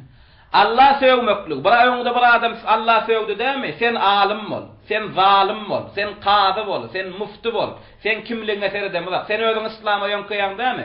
Özüňe musulman diýäň dämi? Öňüňde bir adam Allah sevip otur, şo qadiyete yetsin, yetmesin. Sen hükman şol adamyň kafir saýmaly bolýar. Sen şonu kafir saýmasaň, biz bileli bilmäli sen Allah'ın ýanynda kafir. Düşündiňmi? Dedim Allah sevýän adamyň kafir saýylmaýan adamyň kalbyny eýem Allah Taala'nın taqdimlemek diýilýän zat ýok. Sen Allah Taala'nın taqdimleýän bolsaň öňüňde bir Allah sevip otur, sen ony ilmsiz muslim saýýan, edepsiz muslim saýýan. Düşündiňmi? Yo, ilmsiz muslim sen, o däl. O kafir eýem, şeksiz şübhesiz. Ýöne şo kafira sen küfür diýip bilmeýän bolsaň, ilmsiz edepsiz muslim sen. Ve şondan soňam kafir diýip bilmeseň bir Allah sevýän. Sen eýem näme ilmsiz edepsiz muslimlikdan çykýan da senem imansyz kafir bolan muslime düşýän. Şunuňmy? Şoň üçin düşüniň oglanlar. Qadi küfür eden adama kafir diýmeklik wezipesi ýok, qadi. Qadiň wezipesi näme? Ina şu adam murtet boldy, dinden çykdy diýilen adama hüküm indirmek üçin gerek. Qadiň wezipesi şey. Şunuňmy? Emma murji'alar näme diýe? Bütün dünýäň ilmini jemlän alimam diýe. Näme? Qadi kafir diýmese bir müşrige şirk edene kafir diýip bilenat diýe. O batyl wurur. Şunuňmy? Qadiň wezipesi diňe alimler tarapyndan näme kafir diýilip hüküm edilen adamyny diňe towa ettirmeli, towa etmese de öldürmeli. Qadiň hükmü şey. Şunuňmy? Qadiň wezipesi şey, borçy şey. Emma kafir diýmek o hemme kişi hakly. Şunuňmy? Hemme kişi hakly. Sen %100 şulardan küfür diýip bilýän sen kafir diýip saýaýman şol. Şoň şu Şeyhülislam ibn Teymiyye rahimahullah näme ara tapawudyny belliýär. Dinden çykan musulman haçanna diýe. Diňe dinden çykmaklyk bilen şäklense diýe. Şunuňmy? We dinden çykmaklyk bilen şäklense diýe. Soňam tawba etse diýe, bu tawba kabul edilýär diýe. Ele düşmedinden tawba etsin, ele düşmedinden soň tawba etsin. Tapawud ýok. Emma bir kafir diye dinden çıkmaklık bilen şäklenmedi de dinden çıkandan soň küfrün üstüne küfür etdi diye. Bu ele düşenden soň tawba ettirmesizden öldürilýär. Şunuňmy? Wa fi sahih al-Bukhari. Ine delilimiz gerek. Bu Şeyhülislam ibn Teymiyye rahimahullah söýdi. Şoň üçin oglanlar, biz Yewreýler, biz kim? Biz musulman. Şunuňmy? Biz Yewreýlerligimiz näme? Yani Yewreýler hay heveslerine, nefslerine, layık meselesine iman etýärler. Şunuňmy? Näme zat nefslerine batdymy, iman etýärler, nefslerine batmadymy, iman eden aklar. Tewrat bolsun, Injil bolsun, Kur'an bolsun, nefsine batmadymy, Yewrey iman eden aklar. Nefsine batdymy, itin, guşuň, doňuzyň sözünden bolsa şonu kabul etýär.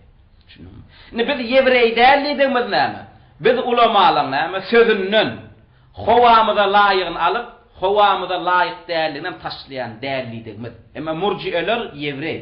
Şunuňmy? Şoň şu ulamalar murji'eleri näme Yewreýlere meňdetdi. Şunuňmy? Şoň şu murji'eler näme Şeyhülislamyň şu sözüni alýarlar. Başda Sarim'de söýlegenler Şeyhülislam. Näme ulamalar arasynda hilaf ýok dedi. Näme bir harbi kafir, uruş etýän kafir. Şunuňmy? Nähile hal ýagdaýda İslam äşgär etsin, oňa seretmeseden İslamy tawbat kabul edilýär dedi. Ne murji'eler näme diýär? Ey görýär musulmanlaryň garşyna uruş etýän kafir İslam edenneden näme kelimesini çöwrende oň İslam kabul edilýän bolsa bir jahil muslim tawba etse nähile tawbat kabul etmesin diýär.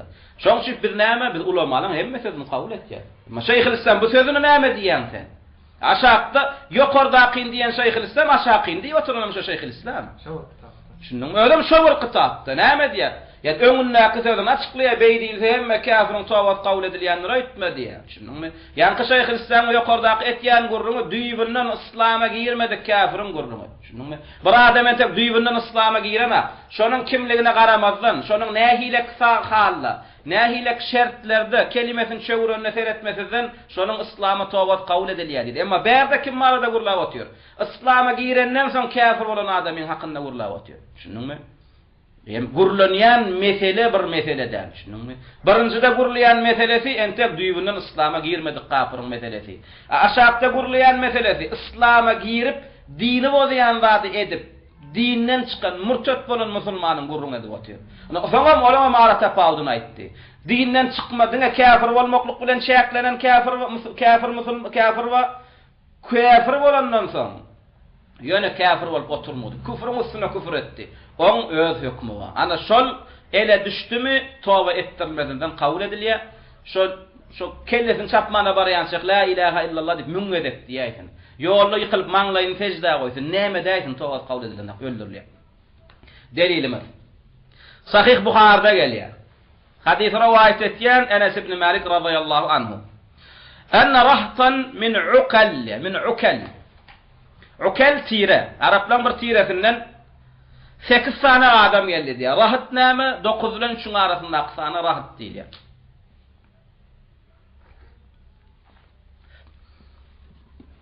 Yani 10 töwerek adam, yani 10'a yetenek, 10 töwerek. Şoňa rahat diýilýär. Araplar ukal tiresinden 8 tane adam Peygamberimiň ýanyna geldi. Yani musulman bolt geldi diýdikleri. Yani Medine musulman bolt gelýärler. Ukal tiresinden 8 tane adam. Fajtawu el-Medinata. Yani näme diye? Fajtawu manysy näme? Medineň howasy olary ýakmat diye. Yani Medine'de näme? Kökürün gızamyk diýen bir kesel wadi. Şunuňmy? Goýa şo kesel Medine'de goýgoran ýalapdy. Medineli däl, Medina gelse hukman keselläýmeli şo kesel bilen. Köpsem ölýärdi. Şunuňmy? Peygamberimiz Medine barandan soň ashablarynyň näme şo kesel zerarly, gyrlyanlygyny, kösenýänligini görüp näme dile getdi. Ey Rabbim, şu Medine'den şu gızamyk kesel aýyr diýdi. Şonda Allah Taala Peygamberimiň dilegini kabul edip we gözüne de Medine'den şu keselin çykyp gidenini görkedi. Şunu. Rasulullah gözüm bilen gördüm diye garry hele şeklinde diye jurf taraba çykyp gidenini diye şu keselinle. Şunu. Soňçy bir Medine'de 4 ýyl ýaşadyk, alhamdulillah kesellemedi. Peygamberimiň dogatynyň bereketinden şu. Emma şu dogadan ölen sahabalar sany ýok. Şunuňmy? Ölen sahabalar sany ýok. Emma Peygamberimiz näme dilege edenden soň näme Medine'den çykyp şu kesel Jurf tarabyna geçýär. Jurfa Medine'ň Gunmatar taraplarına. Näme Ukallan 8 tane adam geldi. Yani Ukal tiresinden Medine İslam eşkar edip ýöne fajtawu el-Medine. Fajtawu näme?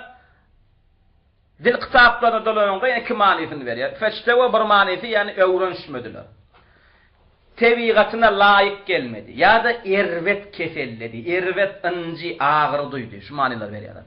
Yani şekli şu bözüz näme sen bir ýurdun howasyna tebigatyna uygunlaşmasaň, hem sende keseller, agyrlar, näme ynjylar dörap başlaýar. O keseliň hem näme dermany duýan siýdigi bilen süýdüdi. Şunuňmy? Köpülenjem näme şo kesellen duýan siýdigi bilen süýdü bilen näme etýärdiler? Melhemlenýärdiler. Indi bu adamlar hem keselledi bolýan diýe geldiler Medine. Medine gelbem näme? Medineň howasyna näme uygunlaşmadylar. Şonda Peygamberimize näme diýerler? Ya Rasulullah, abghina rislan.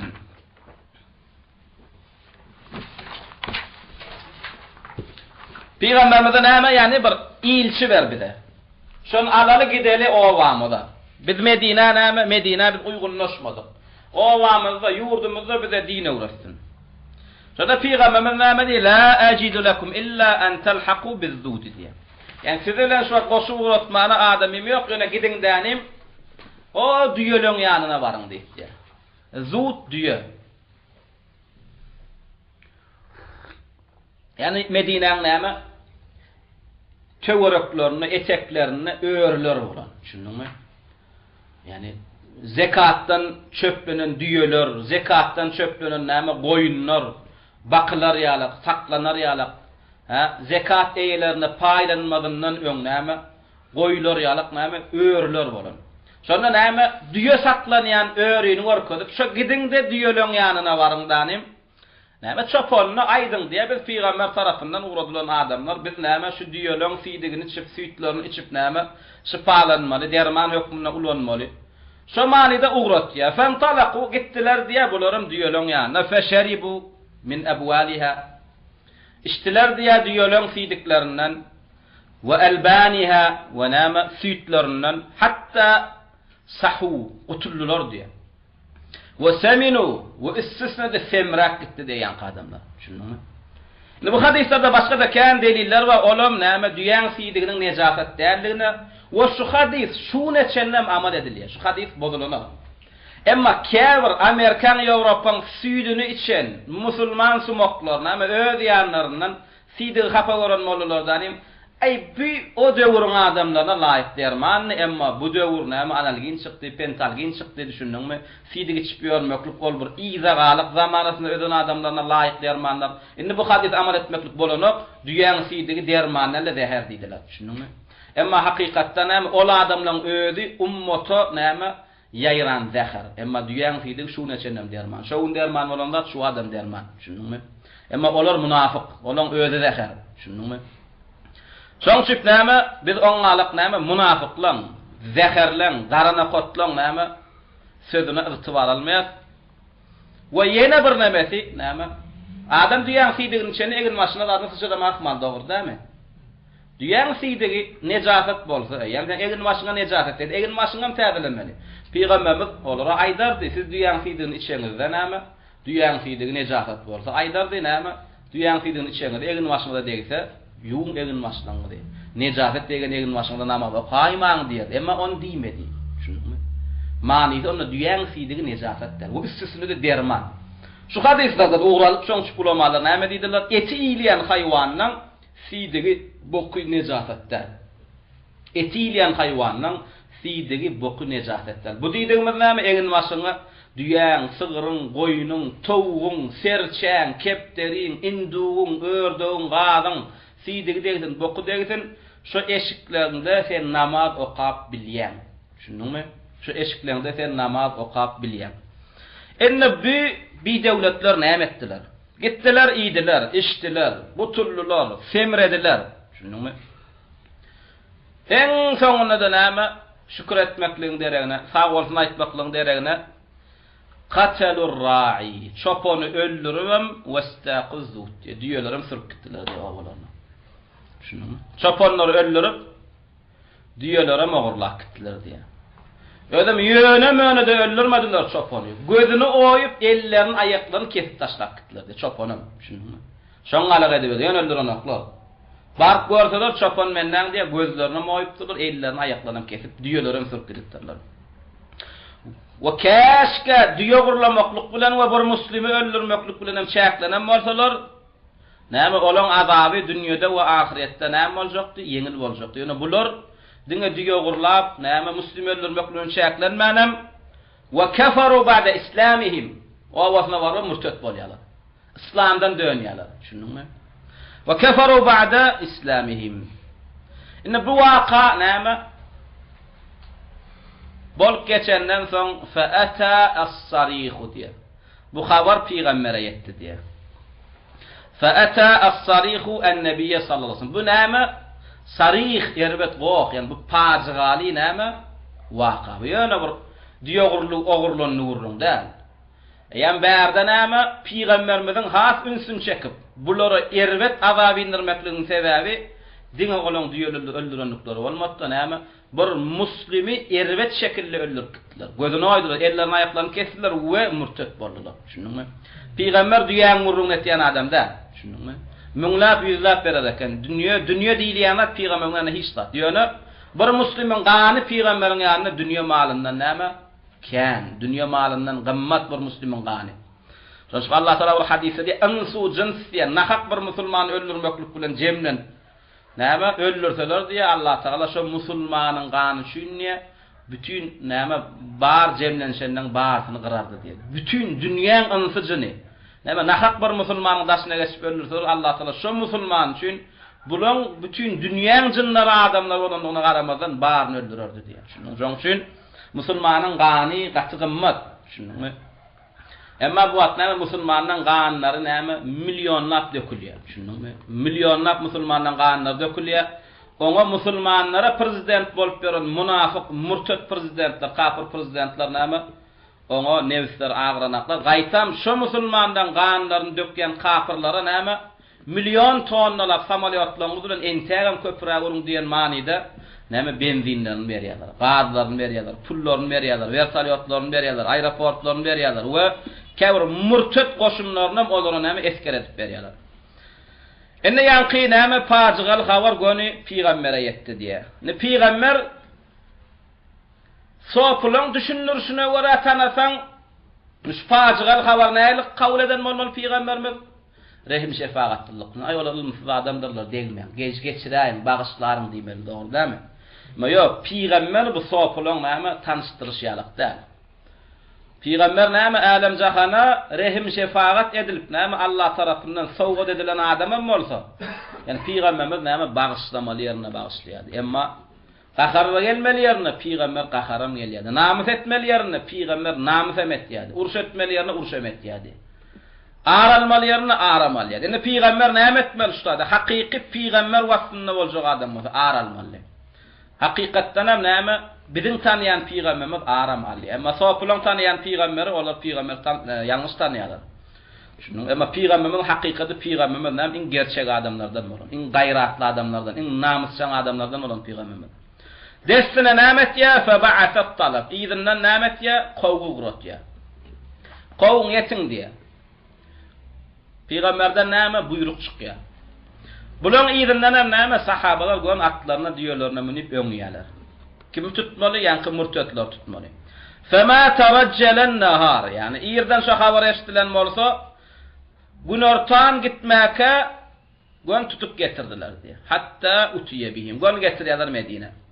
Ine ýa-ni şefaatli peýgamber näme etýär? Buyurýar.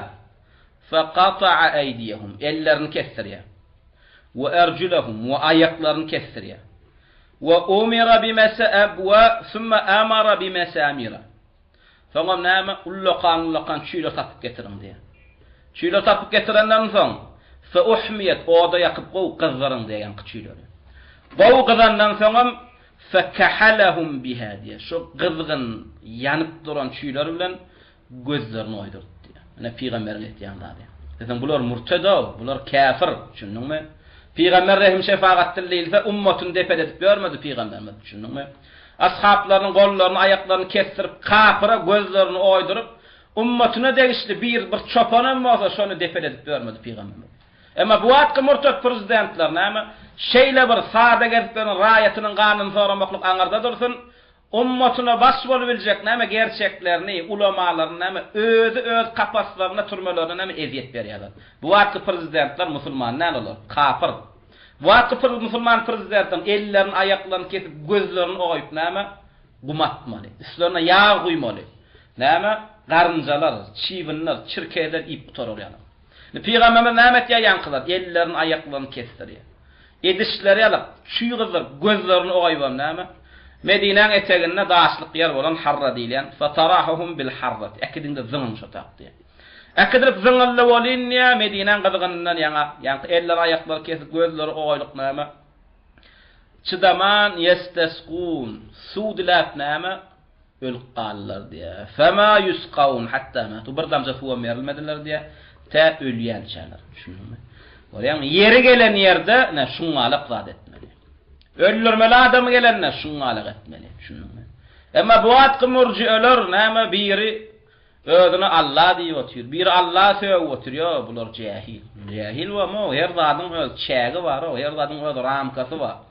Alymsyzlygyň öz ramkasy bar. Alymsyzlyk käbir zatda kabul edilýär. Ma käbir meselede men alymsyz diýip sana edip bermäni ursat berlana. Sen prezidentmi? Dogry sen çägiň bar. Şununmy?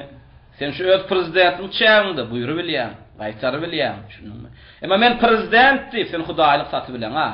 Men prezident diýip sen näme enelerinden, atalarından erkin olan adamları bulçuluğu öwrübilen aksen. Şunun edil ene bolsaňam, ata bolsaňam, enen ataňam nämes bar, öz şägi bar. Men sen dogurdum, sen şu dünýäge gelmekliňe näme?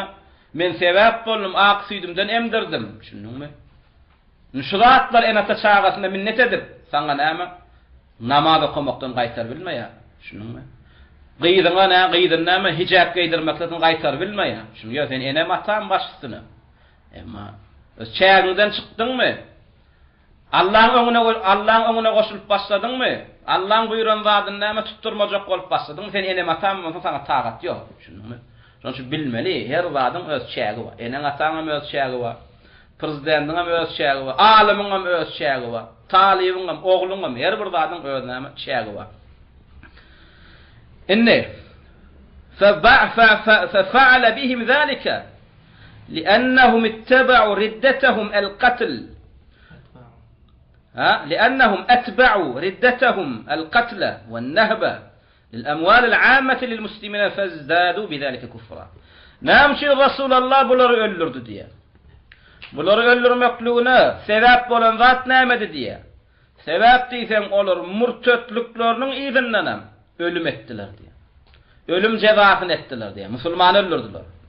Ve umumi Müslümanlara degişli olan näme? Malları ogurlap gittiler. Şunluk bilenem olan küfrünün üstüne näme küfür goşuldy. Emma bu wagt näme musulmanyň umumi musulman raýatlarynyň malyna ogurlamaklyk bilen şäklenmän bu wagt umumi raýatlarynyň namysyny ogurlaýar bu wagt prezident hökümetler. Olaň dinini ogurlaýar, dinini depeleýär. İslam maşgalasyny akydip zina etýär, tutýar, öldürýär, batýar. Sen bar mal, mülküni ogurlap otur musulmanyň. Şonu da bu kafir prezidentlere näme etmelmişik biz? Boyun molmolmuş. Musulman prezidentleri näme? Tagatdan çykmalymışyk. Dogry, musulman prezidenti bolsa gurgunlar edilýär. Yani musulman prezidenti diýilende, yani musulman halka, musulman raýaty prezident bolýan adam diýiligi däl. Musulman prezident diýiligi yani Allah we Rasulunyň kitaby bilen ýöreýän, İslam dini bilen ýöreýän prezident diýiligi. Indi bir kısanak çarwa Arap musulmanyň malyna degip musulmanlary öldürüp murtet bolanlygy sebäp bilen Rasulullah ellerini aýaklaryny kesip gözlerini oýup näme ölüýünçe gumadyňy öldüren bolsa emma musulmanyň näme dinine, namysyna, malyna goşun bilen degýän prezidentler näme etmeli? Olaň dersini soýmaly. Şunuňmy? Olaň dersini soýmaly. Bölek etmeli olary. Şondan soň geljek kafir prezidentlere näme awrat bolsun. Asyrlar boýy näme bir kafir prezident musulman raýatlaryna zulm etjek bolsa, şu dersine saman soýulyp bölek edilen kafir prezident näme gözünden gitmesin. Şoňalyk etmeli. Peygamberimiz şeýdenden soň näme bütün Medineň şäherindäki dällanym Mekke, Medine bütün Arab owalarynyň şäherinde ýaşaýan näme kafira göz bolýan qeden zady. Habar ýaýrady Muhammediň näme bir sahabasy öldürilenligi sebäpli. Barsynyň ellerini aýaklaryny gözlerini oýup Medineň çölüne näme aş suwsuz öldürip durdygyny habar ýeten soň bir Arap gelip yalan söz bilen näme islama girip musulmanyň malyna janyna degmekligi hetde bilmedi. Düşündiňmi? Gelene çyndan iman edip geldi bilmedigen peýgamberimiziň öňünde har zelil bolup paýyn tölep gitdi. Ana güýç gurlanny, haçanda güýç dil açanna şuňalak bolýar. Düşündiňmi? Şoň üçin musulmanlaram şuda wurdy, näme kafirler näme guduzlan zamanasynda musulmanlar tarapyndan hiç garşylyk görkezmänligi sebäpli, gözlerini qaninligi sebäpli cihat ibadeti diýeldilmese musulmanlar şu wagtda näme har zelil bolan ýagdaýlaryna hiç gaçan näme turup bilmeýärler. Bu harlyk zelillik zamanlaryndan hiç gaçan näme gutulup halas tapyp bilmeýärler. Sebäpden bu wagt kafirler öňküler ýaly ayetden hadisden näme ayetler hadisler aýdyp islama çağıranda öňkü kafirler näme edep bilje gulak asyp dinlere turardylar. Şunuňmy? Gele berikdi bir kafira näme dawat etsen sen dawatyň dinlere turardy. Aýtýan zadyňa kanagat tapyp islama girdi. Emma bu wagt kafirler öňküler edep bilje, akyllyja, har zelil bolup musulmanlara boyun bolup musulmanlara faat sürep beren kafirler bu wagtlar. Bu wagtlar dälje kafir. Şunuňmy? Bu wagtlar näme musulmanlardan fajalmana gözleri öwrenşen. Bu wagt kafirlar näme guduzlan kafir. Bu wagt kafirlar näme gözlerini kan oyan kafir. Bular şahyn kapmaly. Düşündingmi? Bulara ayet hadis aýtmalar. Bulara näme dinin gylgyny görkezmeli bulara. Bulara näme İslamyň näme kuwwatyny görkezmeli. Bular näme depesinden urmaly taba gelýän çağlar. Ondan soň bular bilen näme delilleşmeli. Çünki Allah Taala Kur'an-ı Kerimde näme diýär? Ve enzelna'l kitaba vel hadid diýär. Peygamberler diýär biz sana dine hüccetleşer ýalyk, delilleşer ýalyk, kitabı uratmadyk, gapdan bilen demiremi uratdyk. Yani gapdan gyljan berdik sana diýär. Kitabı diýär, Kur'an-ı hadisi delilliýär. Hak isleýäne näme dawat çeşmesi feriştesi ulanarsyň diýär. Ama sana hak islemeýän, sana iman etmeklige islemeýän, o dälje kafirliň asysyna gyljulanarsyň diýär. Ama bu wagt murji'eler bizi dine näme bilen jihad etdirjek bolýarlar? Dil bilen jihad etdirjek bolýar. Dil bilen jihad pastayan edilýän ýerde, o dil bilen jihad wagty bar. Ma bu wagt kafirler sen dil jihadyna kanagat tapanaklar. Bu wagt kafirler bilen näme? Qalç bilen jihad etmeli. Bu wagtlara dawaty näme? Qalç bilen ýetirmeli. Sen bu wagt kafirler guduzlady. Bular näme? Kafirlik çäginden hetdinden aşdylar. Ne Peygamber ýankylar öldürdi. Sen bular küfrüniň üstüne näme etdiler? Küfür etdiler, öldürdüler. Ödem näme? Erbet suratda öldürdüler. Yani hey biri adamyň elini aýan kesip gözüni aýyp bolmagy. Şonu kafir etdi. Şonu şüp näme Şeyhül İslam ibn Teymiyye rahimahullah näme ýanky sözün aýdan näme şu hadisden uğral. Düşündingmi? Şonu şüp düşünmeler Şeyhül İslam ibn Teymiyye yani musulmanlara uruş etýän kafir nähil halatda kelimesini çöwürse ondan İslam tawbat kabul edilýär diýse yani hemme kafirdir diýip düşünmeler. Yani ol entek düýbünden İslam'a girmedik kafir. Emma murtat bolan kafirler o hal ýagdaýy emma ýanqyalyk murtat bolanlar küfrüniň üstüne küfürler jenayetler etse olar ele düşenden soň siz eden zadyňyzyň ýalňyşlygyny bilýäňizmi? Siz tawba etýäňizmi? O zatlar diýmeýär. Gönüllür ýaz.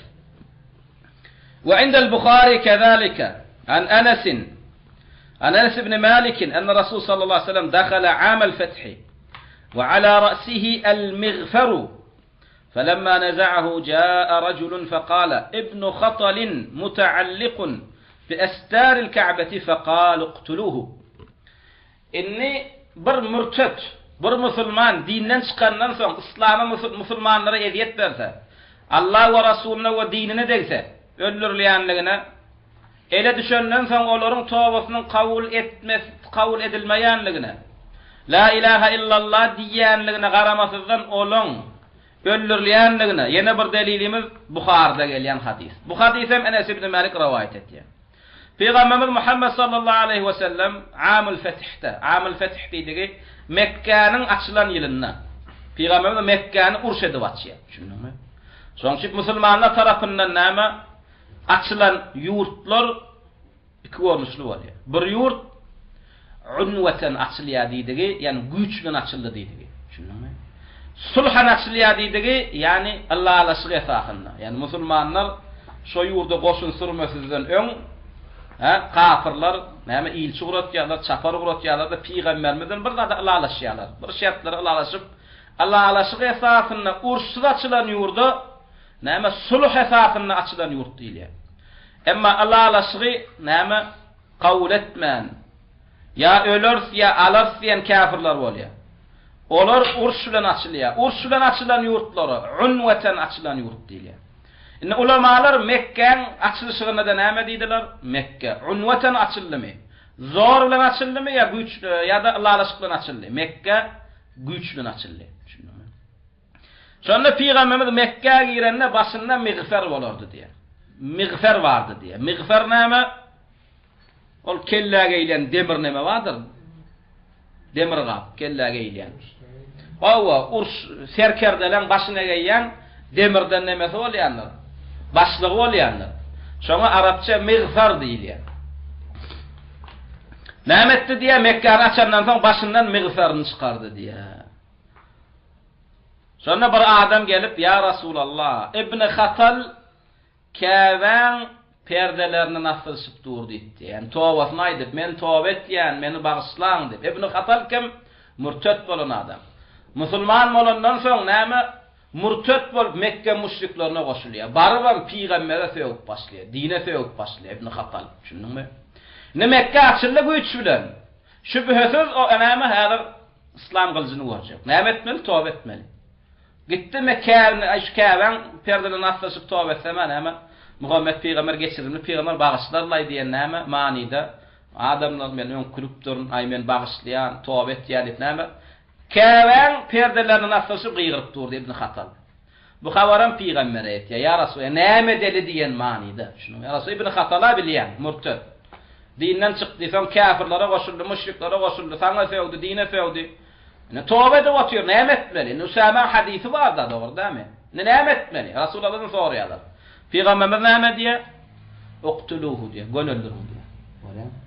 Tövbesini kabul etmedi. Kâben perdesini fıştırını veretmedi. Gönü karar.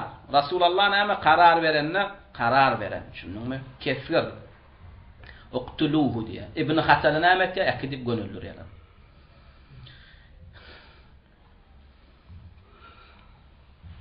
Edil şongalyk näme we kezalika fu'ila bi Maqis ibn Zababa. Maqis ibn Zababa näme ibn Khatala edilen zat edildi. Ve ibn Sarh diýen bir yer bolan. Oňa da şo näme ibn Khatala edilen zat edildi. Sen bulan üçüsü ýanky adagdalardan üçüsü ibn Khatal, soň ýanky Maqis ibn Zababa, soň ibn Sarh bulan hemmesi murtet bolan adamlar. Nähilek murtet bolanlardy, yani dinden çıkanlarından soň näme peygambere söýdiler. İslam'a karşı uruş ettiler. Ana bulan tövbe kabul edilmeýär. Soň üçin İbn Teymiyye rahimahullah näme diýär? Mecmu'ul Fatawa diýen kitabynyň 20-nji tomynyň 103-nji sahypasynda. Yufarraqu fil murtadi beyne riddetil mujarradati feyuqtalu illa an yatuba ve beyne riddetil mughallazati feyuqtalu bil istitabati diýär. Murted iki wardyşly bolýar. Bir murtede, yani murted kim bolýar? İslamdan çıkan adama musulman bolsan kafir bolana murted diýilir. Şu murtedin iki warnyşy bolýar. Birine näme diýilir? Riddetun mughallaza diýilir. Düşündüňmi? Riddetun mughallaza diýdigi murted bolmakluk bilen şäklenmen küfrüniň üstüne ýene küfür etýär.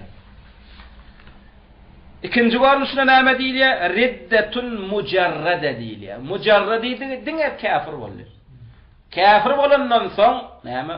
Musulmany da degmedi, malyny da degmedi, Allah da söýmedi, peýgamberine da söýmedi, İslam'a da düşmançylyk etmedi. Ýöne Krishna boldy, şu Krishnada da gezdi ötdi öldü.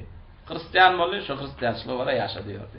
Yevrey boldy, Yevrey wara ýaşady ýördi. İslam'a da dejek bolmady, peýgambere de dejek bolmady. Musulmanyň malyny da dejek bolmady, namusyny da dejek bolmady. Şunu keseniň ara tapawdy wady Şeyh Islam, yani höküm meselesinde. Riddeti mujarrad bolan, yani diňe kafir bolan, diňe dinden çıkan adam. Dinden çıkandan soň dine, İslam'a karşı uruş etmedi. Bu näme diýe? Ele düşenneň tövbe etsin, ele düşmedenneň tövbe etsin. Bunyň tövbesi kabul edilýär. Düşündüňmi? Bu tövbe et, dine dolan, dilenden soň dine dolanmasa ana ondan öldürilýär. Düşündüňmi? Diňe murtet boldy. Buň hökmü näme eken? Özi meýletin tövbe edip gelsin. Ya ele düşenden soň ele düşdün tövbe etdiýlerine tövbe etdimi? Buň tövbe kabul edilýär, bu öldürülmeýär. Bu tövbe etdiýlerinden soň şu küfründe galmaklygy saýlatyp öldürilýär. Emma riddeti mughallaza bolan, küfrüniň üstüne küfür eden, musulmanlara garşy uruş eden bu ele düşenden soň tövbe etdirilmesinden öldürilýär. Düşündüňmi? Bu ele düşenden soň sen tövbe et, İslam'a dolan diýilmeýär. La ilahe illallah diýenem bolsa kabul edilmeýär. Düşündüňmi? Emma ele düşmedinden öňe gelse seredilýär. Bunyň dinden çykmaklygyna sebäp bolan zat näme? Dinden çykyp näme? Peýgambere söýüp, Allah söýüp dinden çykdy. Bu näme? Öldürilýär. Ele düşmedinden öň tövbe etsin, düşmedinden soň tövbe etsin. Yani mun kafir bolmaklygyna, Allah söýmeklik, peýgambere söýmeklik sebäp bolanmasa bu öldürilýär. Emma nämetde murtet bol, Krishna bol, Krishna bolandan soň näme musulmanlar öldürdi, adam öldürdi, mal ogurlady. Ýöne soňam öýde tövbe edip geldi, ele düşmedi, öýde geldi. Ana bu näme edilýär? Bagyşlanýar. Şunuňmy? Bu bagyşlanýar. Ele düşmedinden öň öýde tawba etse bagyşlanýar. Emma ele düşensen küfrüň üstüne küfür eden bagyşlanmaýar. Hatta tawba hem kabul edilmeýär. Namaz şu secdede tutulan mozogon kellesi yerden galdyrmaýar. Şunuňmy? Käbäň içine gaçyk girse de bagyşlanmaýar. Gulagundan tutup çekip çykaryp näme öldürýär. İbn Hatalyň edilýär. Emma in taba qabla al-qudrati alayhi. Görýän emma küfrüň üstüne küfür eden qabla al-qudra yani ele düşmedinden öň öýde tawba edip gelse diye. Ve jaa taiban tawba edip gelse. Mustasliman musulman bolup öýden tawsyp gelse min tilqa'i nefsihi yani öz erki ihtiýaryna. Min tilqa'i nefsihi öýden yani öz erki ihtiýaryna zorluk görkezmesizden. Farrajih yani en dogry urrum diye. Rajih diýdigi yani buňam tawba kabul edilen ak diýen adamma. Emma dogrusu näme diye? Anna tawbatahu tuqbal li tawba kabul edilýär diye. Delili näme? Maide suresinin 33-34 ayetlerini Allah Teala näme diye? İnnemâ cezaa'ullezîne yuhâribûne Allâhe ve rasûlehu ve yes'avne fil ardı fesâden أن يقتلوا أو يصلبوا أو تقطع أيديهم وأرجلهم من خلاف أو ينفوا من الأرض ذلك لهم خزي في الدنيا ولهم في الآخرة عذاب أليم إلا الذين تابوا من قبل أن تقدروا عليه إلا الذين تابوا من قبل أن تقدروا عليه فاعلموا أن الله غفور رحيم إن شاء الله الله تعالى نعم Ehlu hirabanın hükmü aýtdy. Näme? Bir topar adama ehlu hiraba diýilýär. Ehlu hiraba diýdigi näme? Prezidentimiz musulman. Doğrudan. Bizi Kur'an hadis bilen ýaşatdy. İslam bilen ýaşatdy. Ýöne bir topar bolgusyz musulmanlar bedahillik edip, betkärlik edip, näme? Özlerçe näme bir jemlenşip hükümet talap başladılar. Musulmanlar kerwonunu kesip başladılar. Yol talap başladılar. Müslim yani musulman halkın musulman prezidentinin karşısına çıktılar. Şuları ehli hiraba diýilýär. Düşündüňmi? Şuları ehli hiraba diýilýär. Ýa-danym murtet bolup dine düşmançylyk edip başlady. Harp etdi. Ama hakyky ehli hiraba kim? Bir muslim näme? Bir özi iki bolup ya üç bolup ya cemaat bolup näme? Yaragıl rahatly näme? Musulman hüküm edini yani hakiki muslim yani bizim nazarımızdaki muslim al cahil müşrik murtetlen murci'ler nazarına kadar bizim nazarımızdaki Allah ve Resulünün tanıştırışıyla muslim prezident bağolsa musulman yurt halk bağolsa şoların içinden bir bedasıl düşündüňmi bir orramsı cahil akmak musulmanlar çıkıp cemaat bir güýç toplanıp şu näme hökümetin emlägine elursalar halkın malını talap köçek etip başlasalar dini kitapda şu gozgolançylara şu bozgoklara näme diýilýär ehlu hiraba diýilýär.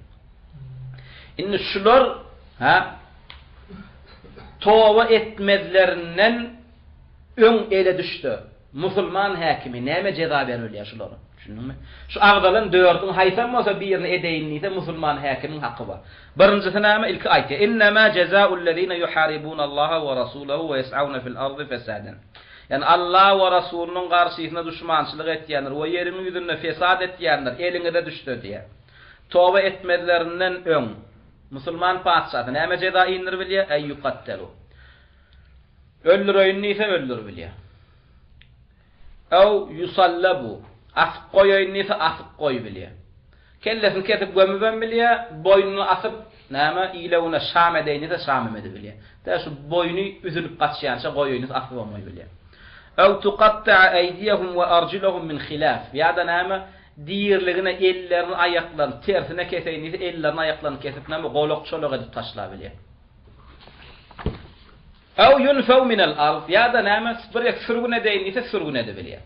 Näme musulman hakimi näme şol ýa ehli hiraba eline düşse şu dördüň haýsam bolsa birini edeýin ise ede bilýär. Zalika lahum khizyun fid dunya. Olara näme dünýede uturuş bolar we ahirette de erbet azap bolar diýär. Ellellezine tabu min qabl. Ýöne diýär şolaryň içinden biri. Näme? En taqdiru tutmadyňyzdan öň tawba edip gelse diýär. Fa'lamu bilin diye Allah Teala näme tövbe edenden günahlarını bağışlayanlar ve rahimdir ve olara rahmet etýänler diye. Düşündüňmi? Bilin diye ýöne eliňe düşmedinden öňşolon bir tövbe edip gelse diye olan tövbeini kabul edin diye. Çünkü Allah olan günahlarını bağışlıyor ve olara näme şundan tövbe eden masa rahmet diye. Allah'ın rahimi mağfireti şeyle giyin. فاستثنى الله تعالى مما تقدم التائب قبل القدرة عليه. Görýän şu ayetde Allah Teala näme çıkardı diye. Ele düşmedinden öň tövbe edip gelenler diye. Ele düşmedinden tövbe etdim ehli haraba ya bir murted näme bağışlan ya. Ele düşmedinden öň öz tövbe edip gelse. Yani musulman bandit bolsun ya murted bolsun ele düşmedinden öň tövbe edip geldi mi bağışlan ya. Ama ele düştü mü tövbe kabul edilir. قال ابن تيمية umumi yanqa değiştirdaktır olur.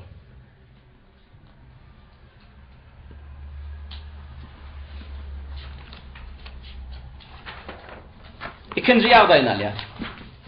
Biz näme diýdik? Yani her bir la ilahe illallah diýenden gylç göterilmeýär diýdik, dogry dämi?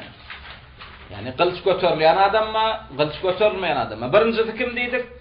Kafir bolandan soň üstüne ýene küfür, günah, fesad etýän adam. İkincisi kim? Ez-zindiq. Edin şoňal zindiq adamam, näme? La ilahe illallah diýse de ele düşenden soň öldürilýär. Şunu. Bir zindiq elimide düştü. Zindiq münafık. Şunu. Açaçan küfür edip otýar. Ele düşýäram bolýar, boýnalanar. Ya men beý diýemem. Sen din gowdalliydin ha? Yo men diýemek wallahi diýem. Samsykma men din gowdalliýin. Şaýat getirip ýüzüne goýýarsam many, yo bak men diýemek. O sen diýdiň ha falan ýazy. Yo men diýemek. Şu zindiq diýilýär. Küfr äşkar bolandan soň ýüzüne goýulanda boýnalanar. Şunu. Ya da murtet bolýar tawet, ya da murtet bolýar tawet, ya murtet bolýar tawet. Bu ýem zaya. Şunumy? Bu ýem barak bul adamlar. Şunumy? Buňalyk adam hem ýerim ýüzünde ýaşamalar. Bu ýem bundan nämet ya ýerim ýüzüne beýleki musulmanlara nämet kesel ýaýratdy, bu virus ýaýratdy. Şunumy? Buňa ýem näme antibiotik ulanmaly bolýar. Gün öldürilýär. Şunumy? Asla zindiq näme? Farsçady, arapçady da. Şunumy? Yana Peygamberimiz sallallahu aleyhi ve sellem zamanasında näme bu zindiq sözi ulanylmasy. Peygamberimizin döwründe näme sözi ulanyldy? Munafyk ulanyldy. Munafyk diýilýär. Ondan soň näme Arap, Pars, Türk milletleri zatar İslam'a girenden soň näme munafyk sözüniň ýerine zindiq sözi ulanyp başlady. Indi bu döwürde näme zindiq sözi ulanylýar. Bu döwürde näme sözi ulanylýar? Kommunist. Plan komünist diýilse, plan zindiq diýilenýär. Plan mason nize plan munafyk diýilenýär. Bu döwürdäki näme zindiqlaň ady köpelli. Masonni, kommunisti, darwinisti, kapitalisti, Sovetski sistemasynda ýaşaýanny, liberalli, başga näme? Milletçidi, turançydi, natsisti, şunuňmy? Başga näme bar? Başga näme bar? Ateisti, şunuňmy? Şulaň hemmesi zindiq diýmek.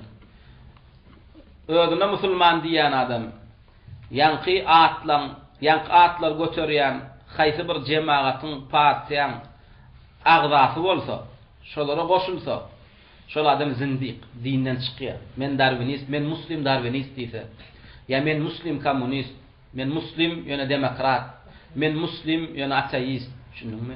Men muslim ýöne turançy, şunuňmy? Men muslim ýöne milletçi, ya men muslim ýöne liberali, men muslim ýöne Sovetski sistemasynda ýaşamaklyk isleýänlisin. Biz oňa näme diýsen zindiq diýär. Sen onuň özüňe muslim diýsen, sen özüňe agyşanjanny, özüňe ewliýadi, pirdi, sen özüňe onuň Muhammeddi, Ibrahimdi, Ismailli, özüňe Esadullahdi, Seyfullahdi, näme diýsen diýber seniň ol özüňe dakan owudanja atlaň biziň ýanymyzda seniň hakykatyn näme ütgedenek. Şunuňmy? Sen kim bolýan? Zindiq bolýan. Zindiq adam näme la ilahe illallah diýsin. Şunuňmy? Men sünnet bilen ýaşajak, sünnet bilen öljek diýsin. Näme diýäsin? Zindiq öldürilýär. Onuň näme diýen la ilahe illallah-syna teretmeýär.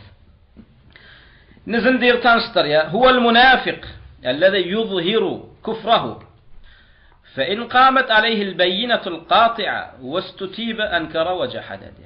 زنديق كم كافر لغني أشكاردا منافق. شنو هذا مسلمان نبنا ما بقى تارت قلب بيرم كافر بر يردنا ما دلنا نسبتر يا إسلام دين نخالة ما يعنى شنو بركسانا أنا أعلن يا أيدي على منافق تريت يا داني أي منا مسلم دي ثم دي بيرنا يانا حقيقة خالة ما إسلام دين دي هذا في غمرة فيه كوي وريا شنو ما يا داني نام القرآن حديثي يجرينيان لغاية يا شنو ما سبتر يا دلنا ونن قاضيته حاكمه ده قاليا باريا يان ناخذ فلان مسلمان يبقى زنديق كان ومنافق كان نا فلان يرد شيء لدي شيء ده شايات لم دي نن قاضي هنا جتر ليا نعم يزلشتر ليا يز بويننا غيليا شنو ما قادم دي توبه ده وتن بقولهم لون دي اولين يمن دي ما دي من نعم كافر ولا متوبه من دي ما دي بقولهم يالن سد دي قادم 100% şu şayatlara anne %100 şunu diyeni belli yöne boynağına. Yo la ilahe illallah ve Kur'an'a men dili yetirirme. Şu men la ilahe illallah diyen men Müslüman ne? Gona ki diye öldürüyor. Şunu mu?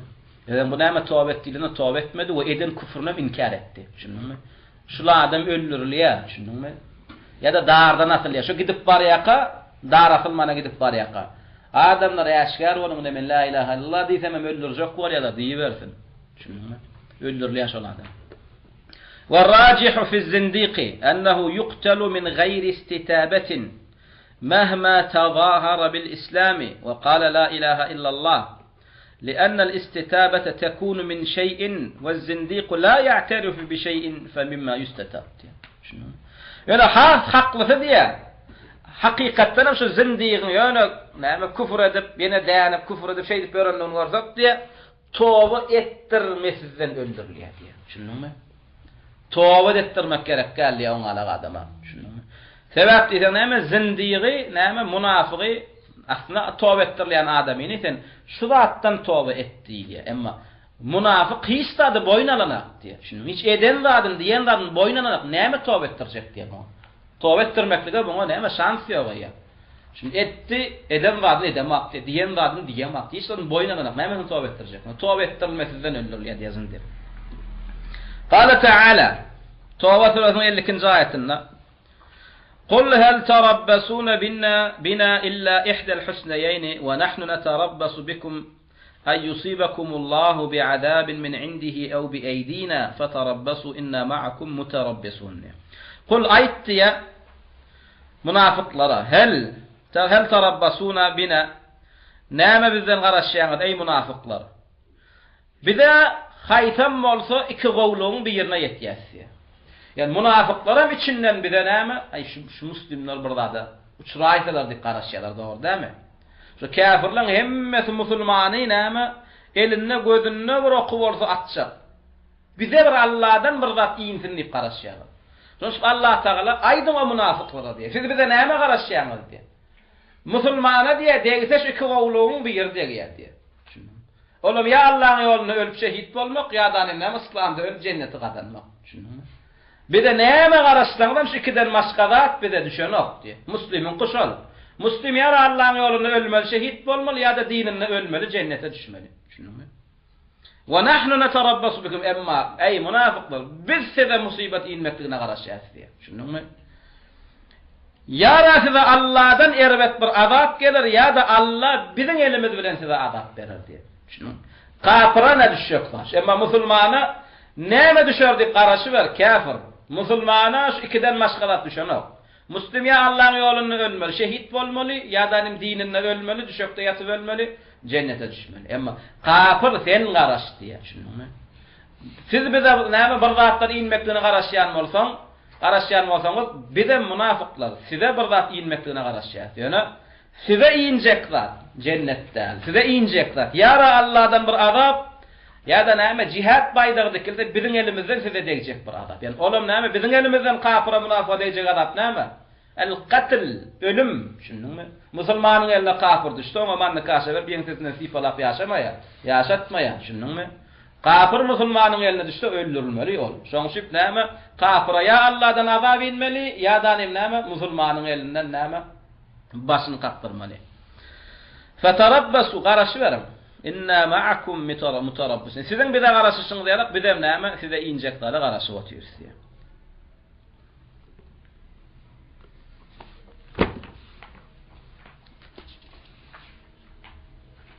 Üçüncüsü, el-hâletü thâlithâ. Üçüncü, tawaf kavul edilmeyen. La ilahe illallah diýse de, İslam kılıcı götürülmeyen adam kim? Şatimur Rasul, Peygamber'e söýgen. Yani Peygamber'e söýgenni şeýle bolýan bolsa, Allah söýgen, dine söýgenim şuna girýär. Yani köpçülüklerin näme dine söýgen, Allah söýgen näme? Kän gabat gelene. Esasit Peygamberimize söýgen. Peygamber'e söýmek diýmekligem, ejen wajin diýmek däl. Şu Peygamber näme? Zalim bolan diýmekligem şu söýmeklik. Şunuňmy? Peygamber'e iman etmesizligem näme? Şu söýmeklik bar. Pikir etmeler Peygamber'e söýgüzül paýyş sözler aýtmak. Paýyş sözler aýtsa diýip düşünmeler. Peygamber ýa-da galyk diýse de söýgdi şol. Şunuňmy? Peygamber jady we Peygamber däli diýse de şol da söýgdi. Şunuňmy? Men kanat riddetuhu min jihati shatmin nabi sallallahu aleyhi ve sellem fe innehu yuqtalu kufran ve haddan ve min duni en yustatab diye. Bir musulmanın dinden çıkmaklygyna sebäp bolan amaly Peygambere söýmeklik bolsa diýen, Peygambere söýgenligi sebäple dinden çykdy diýen. Bir adam murtat bolup bilýär, yani köp zat sebäp bolup bilýär sen dinden çıkmaklygyna. Şunuňmy? Bir adam mesalan araga halallyýar, bir adam zina etmeklige halallyýar. Ya bir adam näme dine ida galyk diýär. Kur'an hadisin hökmü şu wagt döwralyk, şu wagt döwra bap däl, döwra laýyk däl. Bulan bar kafir. Emma biri Peygambere söýüp dinden çykdy diýär. Bir towa ettirilmesizden öldürülýär diýär. Şunuňmy? Öldürülende de kafir boldy diýip öldürülýär diýär. Yani her bir öldürülen kafir däl. Şunuňmy? Mesela bir musulman öldürse, yani öldüren adam öldürülýär. Yani İslamda her bir öldürülen kafir bolanlygy sebäpli öldürülýär diýip düşünme diýär. Emma Peygambere söýgen öldürülenni kafir bolýar diýip öldürülýär. Şunuňmy? Kafir bolanlygy sebäpli öldürülýär. Fe in taba min el-kufri, görýär, küfründen toba etdi. Şunuňmy? Bir Peygambere söýüp gaçyp gitdi. Soňam özü boynun sallak gelip toba etsin. Ya ele düşemezden soň toba etsin öldürülýär. İki halatda da Peygambere söýgen ýeriň ýüzünde ýaşadylar. Emma çyny bilen toba eden bolsa o Allah'ın ýanyna tobasyny peýda diýär. Şunuňmy beýdiýsek, yani bizim ýanymyzda onun tobasynyň peýdasy ýok diýilse, Allah'ın ýanyna tobasy kabul edilmeýär diýip düşünme. Yani käbir sahabalar Peygambere söýgen, şunuňmy? İslam'a girmezler. Soň toba etdiler. Allah Teala olan tobalarını kabul etti. Emma biz bu Peygambere söýgen adamyň haýsy bardy gurrun etýäs? Dine girenden soň Peygambere söýdi. Şunuňmy? Dine girenden soň Peygambere söýdi. Bir musulman adam Peygambere söýse dinden çykýar çykana? Çykýar. Buň hiç halatda biziň ýanymyzda toba kabul edilmez. Emma Allah'ın ýanyna kabul biziň goşuluşymyz. Şunu ýörekden toba edilmese Allah'ın ýanyna näme şirkden aşağı edilen günahlar, şirkden galan günahlar bary bagışlanýar. Şunuňmy? Şirkden galan günahlar bary bagışlanýar.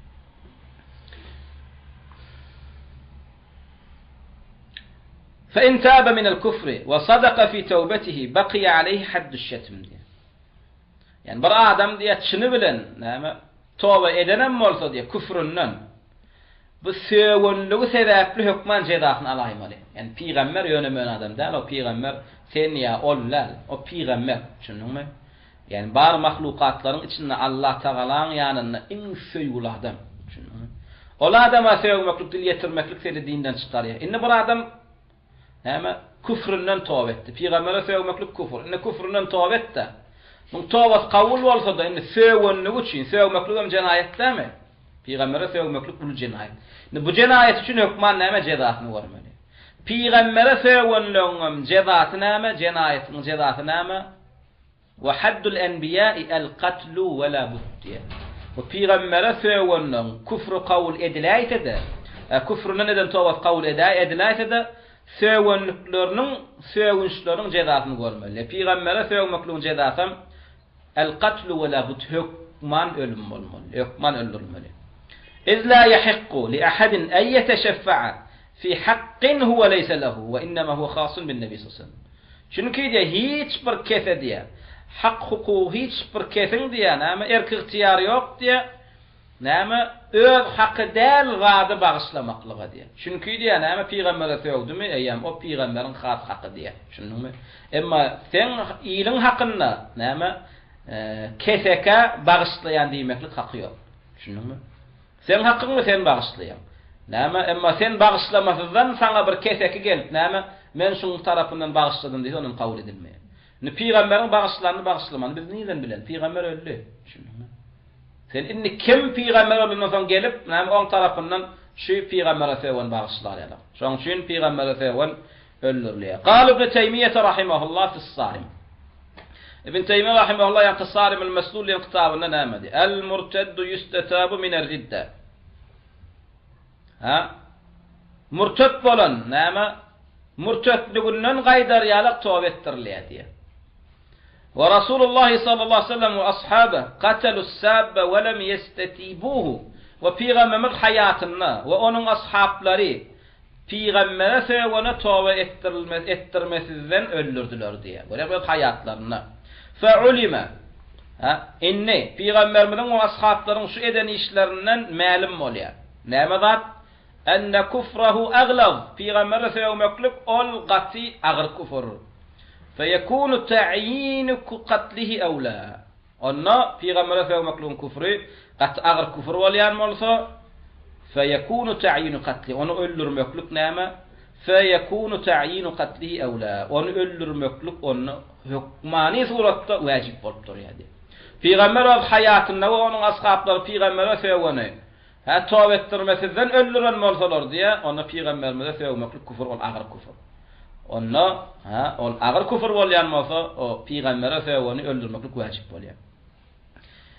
En qutila sabun nabi sallallahu aleyhi ve sellem ve in kana qutila kafiran فهو حد من الحدود ليس قتلا على مجرد الكفر والحرام لما تقدم من الأحاديث الدالة على أنه جناية زائدة على مجرد الكفر والمحاربة ومن أن النبي صلى الله عليه وسلم وأصحابه أمروا فيه بالقتل عينا وقد ثبت أن حده القتل بالسنة والإجماع.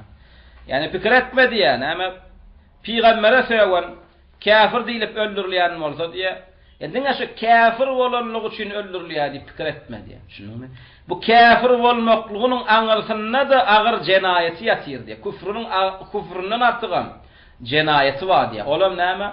Söwmeklik diýe. Peygambere söwür. Şu peygambere söwmeklik bilen kafir bolýan bolanok.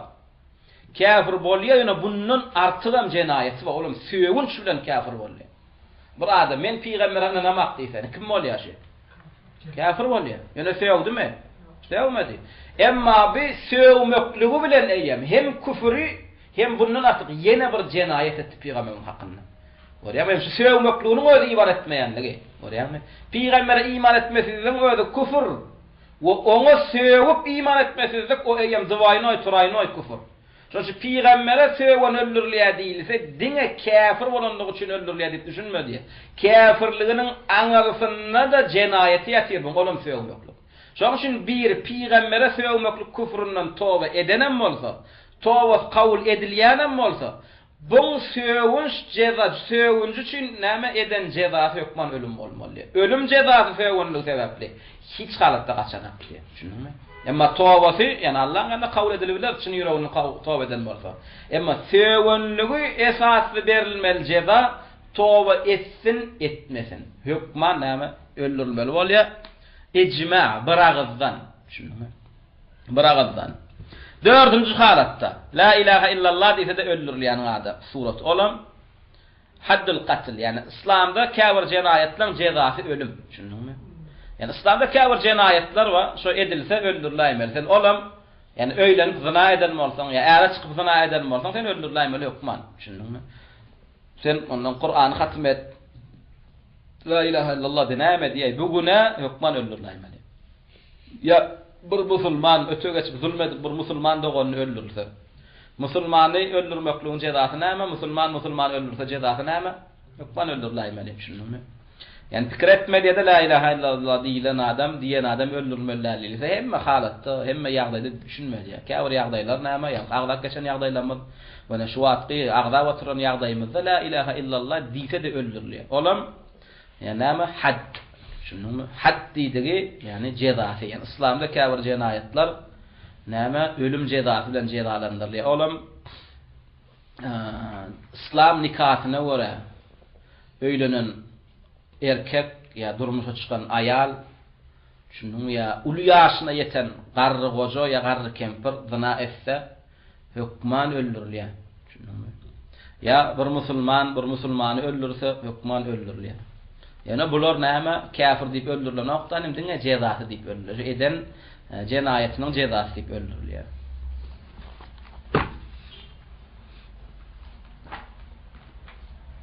Şunukdamy? Şunluk bilenem şu kitabymyzy tamamlaýar. Her bir okan wagtlarynda Allah Taala amal etmekligi meýser etsin. Wallahu Taala a'la we a'lam. Assalamu alaykum we rahmetullahi we berekatuh. Şu umumy kitabyň başyndan ahyryna çenli geçen wagtlarymyzda açyklanmaly zat bolsa ya açyklanman geçilen zat bolsa ya soraq jogap bar bolsa soraş bermeli, aýdy bermeli. Ýa-ni subhanallah hem adamlar ömürmäli ya. Ýa-ni çok algalan hal dört hallar. Şolary öldürmäne nemedi? Qadi para alyp ýene de buýurdy näme? Günah, ul günahdan adam bolýar. İki halatı var da qadi. Yani hal bolsun, başka hal bolsun. İstenlik bir meselede Allah'ın hükmü bilen hükümlenmedi bir qadi. Seretýär. Şonun şu hükümlenmesizligine iteren zat näme? Şu iterci zada göre şu qadi günah gadanny ya da şu qadi kafir boldy diýilýär. Şunu. Yani qadiň Allah'ın hükümlenmediğine seretmeýärse ilki bilen şoňa iteren zada seretýär. Şunu. Şu qadiň şu meselede Allah'ın hükmü bilen hükümlenmesizligine iteren zat bir ejizlik bolsa, gowşakluk sebäp boldy. Şunu. Ya parally, ya dogon garyndaşy nefsi agyrdy. Şonuň şunu goýberdi. Ve ödüm şu goýberip duran halynda.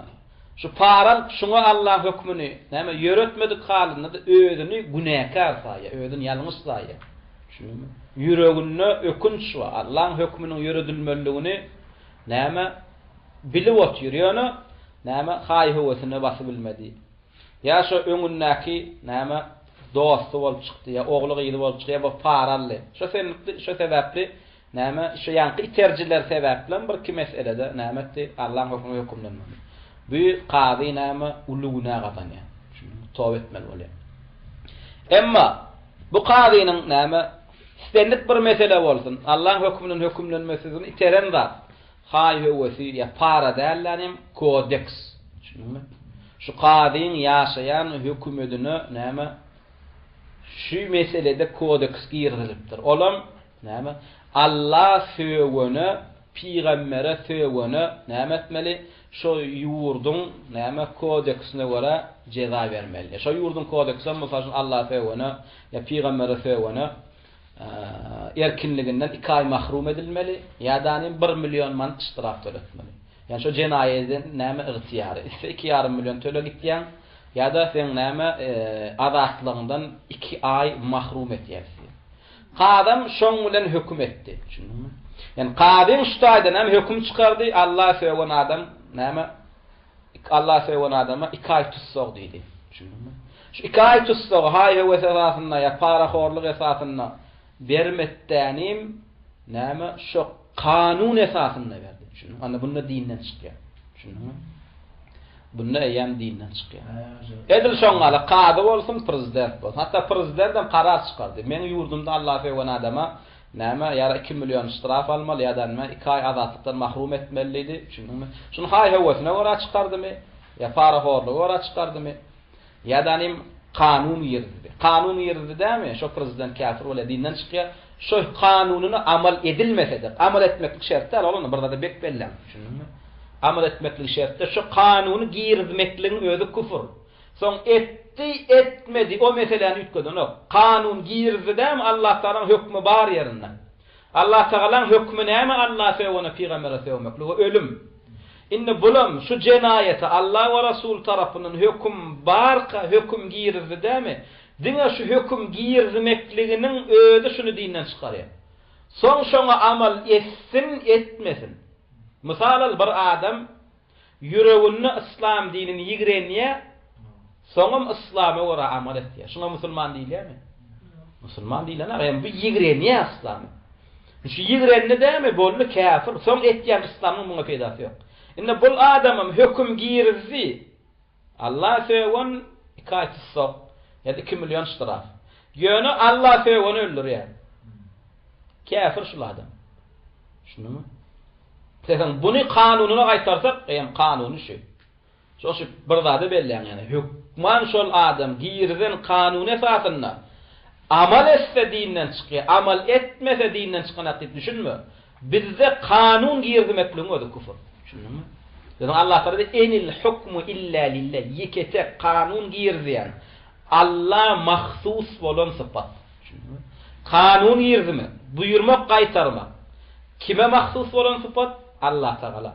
Kimde kim öz tarapyndan eýem kanun girizip buyurup qaytarıp başlatsam Allah'ın kanununa karşı. Eýem şol bilsin bilmesin, dilledisin diýmesin, özünü Allah mahsus sıfat bilen sıfatlanyrdygy. Düşündüňmi? Bir mahlugum Allah mahsus sıfat bilen näme sıfatlansa şol adam dinden çykýar. Menem Allah'a yaradyp bilýän o. Maňa da Allah'a ibadet etişini diýerler. Etseňiz bolýar diýse dinden çykýar. Şunumy? Şol adam şunu dille diýsin ýa-da amal ýüzünde etsin. Tapaly ýok dinden çykýar. Şu prezidentim ya qadi ya meclis ya parlament hüküm girizdiler dämi? Hüküm girdi şun özü yeterli şunun dinden çıkmaklıktan sebeplen bular özlerini näme Allah mahsus bolan sıfat bilen sıfatlanırdıkları bolýar.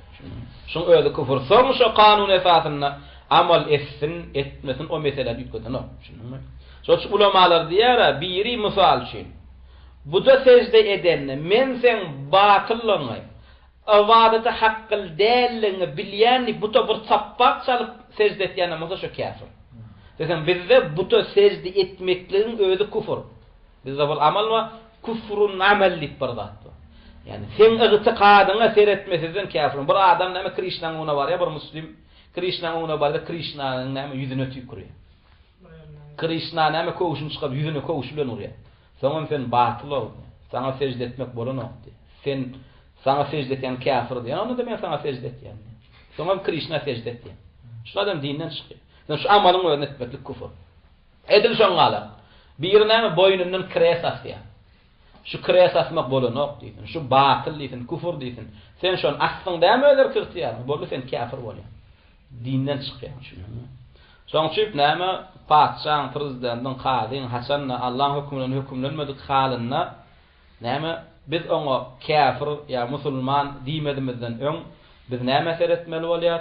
Şol kadyn ya şu prezidentin ya şu häkimiýetiň näme Allah'ın hükmünden hükümlenmesizligi ya da Allah we Resulunyň hükmüne garşy gitmekligine iterji zat näme? Şoňa seretýär, düşündiňmi? Ama her bir Allah'ın hükmünden hükümlenmeýän kafir diýjek bolsak, onda yerin ýüzünde musulman galmaýar. Haýsymyz öýümizde 100% Allah'ın isleýişilik ýaşaýar. Allah'ın isleýişilik öýünni, aýalyny, çagasyny, işini, hatda öýünde saklayan malyny, uladyny. Allah we Resulunyň isleýişilik 100% ýaşaýan adam barmy? Ýaşaýan adam ýok. Nahak aýalyna bir şappak çalmak hakyň barmy? Sen nahak aýalyna şappak çalyň. Allah hükmünden çykdyňmy, çykmadyňmy? Çykdyň, nakin kafir bolýan. Kafir bolan o. Şoň şu kafir meselelerde garşy çykýan kafir bolýan. Kafir meselede garşy çykan kafir bolan. Yani biz seretýär, yani mesele seretýär. Kafir meselede diňe garşy çykmaklygyň özü küfür. Kafir meselede näme? Diňe garşy çykmaklygyň özü küfürde. Kafir meselede seni şuna garşy çykmaklygyň iterýän wagt näme? Iterjä bola seretýär. Emma näme diňe Allah we Rasul hükümlenmesizlik küfür diýjek bolsak, onda haýsy musulman kamil, hiç musulman kamil näme? Peygamber döwründe sahabalar bir-birinden näme öýkekine düşen ýer bolan. Ya näme Baharın saklap bilmem, guluna gırnana bir kısaf batsalany bolan. Araq içeni bolan. Araq içmegem Allah'ın hükmüne karşı gitmekdir. Nahak guluna şaf batsalmagam Allah'ın hükmüne karşı gitmekdir. Şoň üçin näme ol murji'eler pikir etýär, biz haçan da Allah'ın hükmüne hükümlenmedik, kafir diýmezdi. Näme biz ýa şüpheçi gatanmaly, ona sen öýüňde dol Allah'ın hükmüne ýaşap bilýän. Ve on diýemdi, biz açyklaýar. Ulamalar näme açyklanmaly, biz şoňa açyklayar. Ýani olar akmak, olar näme bizim diýen adamymyzy bizden eşden aklar, düşündüňmi? Ulamalyň kitaplaryny okan aklar. Şoň üçin seretýär, haçan Allah'ın hükmünden hükümlenmeýän prezident, qady, şolara kafir diýjek, o seretýär. Şolar Allah'ın hükmünden hükümlenmesini iteren zat, ýazylan kanunmy şolar tarapyndan ýa-danym ýazylan kanun, Kur'an, hadis, İslam dininiň kanuny ýöne hay hüwetini eýer şehwetini masy bilmän. Paraxorlyk edip bir meselede näme hakdan çykdy. Bu öýden bilip otyr özüniň hakdygyny, Allah hükmüniň hakdygyny, düşündiňmi? Ana bu günäkär adam. Buňa dinden çykdy diýmez, prezidentim bolsa, qady da bolsa. Emma şu meselede şu Allah hükmüne garşy çykan mesele bir mesele bolsun, iki mesele bolsun, müň mesele bolsun. Şu garşy çykmaklygyna iteren zat ýazylan kanun bolsa, ol kanun ýerdir. Şu hökümet kanun ýerdir. Kodeks çykardy. Qady, mufti hemmesem şu kodeks esasyna hökümet etmeliler. Ni prezidentim, qady da, sudum şu hökümet tarapyndan, meclis tarapyndan ýazylan kodeks esasyna höküm çykardymy? Ýa-ni bu tordy. Şu höküm ýazanlarym şu höküm bilen hökümlenýändiň bar kafir, dinden çykýar. Ondan bolar. Bizim ýazan hökümimiz batyl, Allah'ın hökmü hak diýse de meselen ikdana. Desem bizde höküm çıkarmak oşa küfür höküm bilen hökümlenmekliğin özü küfür. Sen soň o höküme gowdy erbetdi. Düşündiňmi? O bir gıdıklanlar, o meseleni ütködün. Gowdy erbetdi, soň Allah'ın hökmüni öwür. Kur'an gowdy öz hökümüňi näçe ýamanlasaň ýamanlar. Biz sen amalyňa seretýär. Şu öwýän hökümüň bilen hökümlenen ok dämi? Döwýän hökümüňi aýryp bir gara musatan atdämi? Bu sen kafir. Sen hakyky Allah hükmünde öz hükmüňi döwýän bolanda näme üçin ütködüň öz hükmüňi aýryp Allah hükmüni getiräňär? Ýa-ni sen adam oýnaýan, göze çöp atjak bolýan, şunumy? Şoň üçin musulmanlar näme akylly adamlar, olar sen agdyňda aýdylan söýde inanmaýar, onan ýan murji'eler. Biz näme amalyňa seretýär. Sen näçe islamy öw, näçe ýasama kanunlary döw insanyna bir seretýär. Sen nihaysi ýazylan kanundan ýörenýär. Allah tarapyndan ýazylan kanundan ýörenýärmi ýa özüň tarapyndan ýazylan kanundan ýörenýär? Özüňiz tarapyndan ýazylan kanundan ýörenýärmi? Ýazanlaram kafir, şu hökümlenenlerim kafir.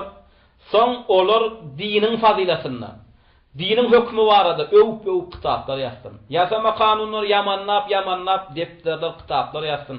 O hiç zat ütködün. Olaň hakykatini ütködün okşunmy? Doňuza ak goýun diýbi, süýtnoy goýun diýbi, owadan bir jannar diýbi.